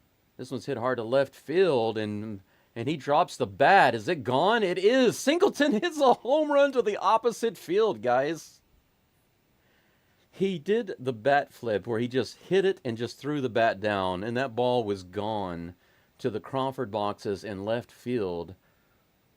Singleton comes in, pinch hits for Chas McCormick, gets a home run, brings the Astros within 1 run with 2 outs here in the 9th inning, the bottom of the 9th. He tossed the bat. As soon as he hit the ball, he just tossed the bat like he always does. He knew that was gone. 5-4 Astros. Altuve comes up. The crowd is cheering. First pitch to him is right in the zone for strike 1. This crowd needs to stay on their feet and make some noise. He did have a monstrous double in the 3rd. Here comes the 0-1 pitch to Altuve. Oh, he almost hit him. He almost took his head off. 1 ball, 1 strike. Crowd is it went from cheering to booing. Come on, Altuve, man. Come on. 1 ball, 1 strike. Here comes the next pitch. Right in the top of the zone. Strike 2. 87 miles per hour.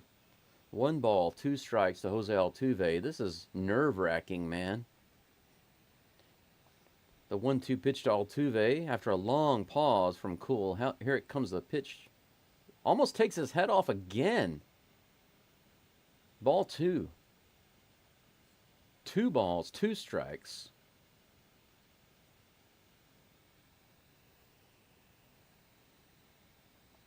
Altuve steps back in the box. 2-2, 2 outs. Bottom of the 9th. Here we go. Here's the pitch. Swing and a miss on a terrible pitch outside the zone and low. Altuve strikes out. Man, that couldn't have been more disappointing. What an end to the game. Altuve, all he had to do was take that pitch. That would have been ball 3. He would have gotten another pitch. Good grief. That was so close, guys. So close. But the Astros, despite being close, wind up losing in terrible style to the worst team ever at home, 5-4. I don't even know what to say about this game. I am going to give you an update, a little summary on the game and how it went, even though I don't want to because it's such a terrible game. But good grief.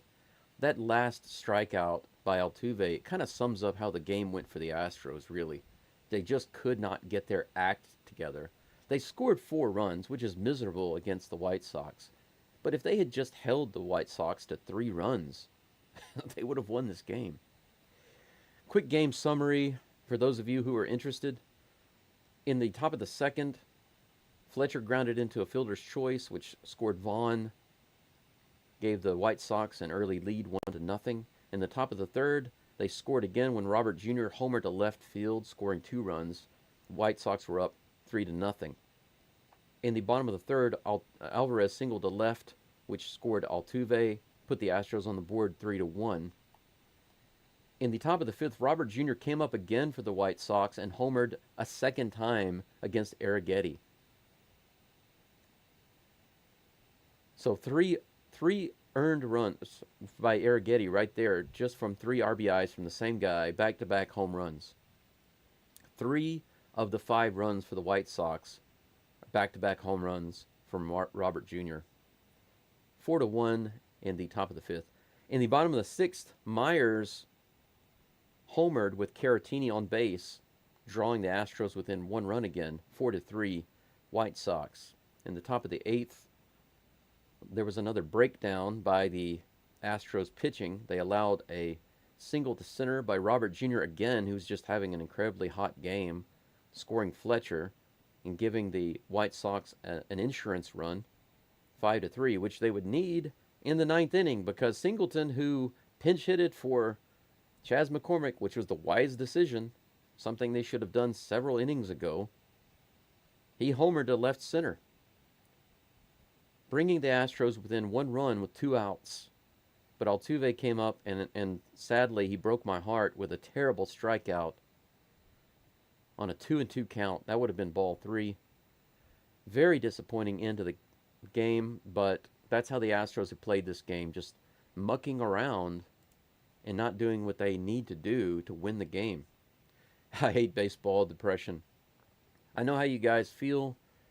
And it's difficult for me to call games like this because it's so ridiculous, right? It feels so ridiculous that they would play the way that they play. There goes $140. Yeah, man, that's why I don't bet. I know you can win, but you can also lose. And I really hate betting on. I don't bet at all, but I would really avoid betting on any teams that I like. But that's it for today. As far as tomorrow, the Astros have Game 2 against the White Sox coming up. I believe it's going to be at the same time. Let me double check for you guys. I'm going to be calling Game 2 and Game 3. Yeah, the game tomorrow is at, let's see, it's 8:10 my time in the morning. I'm in Japan. That's 8:10 my time. But it's an evening game again, Game 2. It looks like Chris Flexen is going to be on the mound, facing Hunter Brown. Hopefully Brown is in true form and he gets through 6 innings without giving up more than a run. That way the Astros can actually have a chance of winning. Astros absolutely must win the next 2 games. Must win. 100% must win. Cannot give up this series to the freaking Chicago White Sox. Astros have an 80% chance basically of winning the game tomorrow. Flexen has an ERA of 5.34. He's given up 127 hits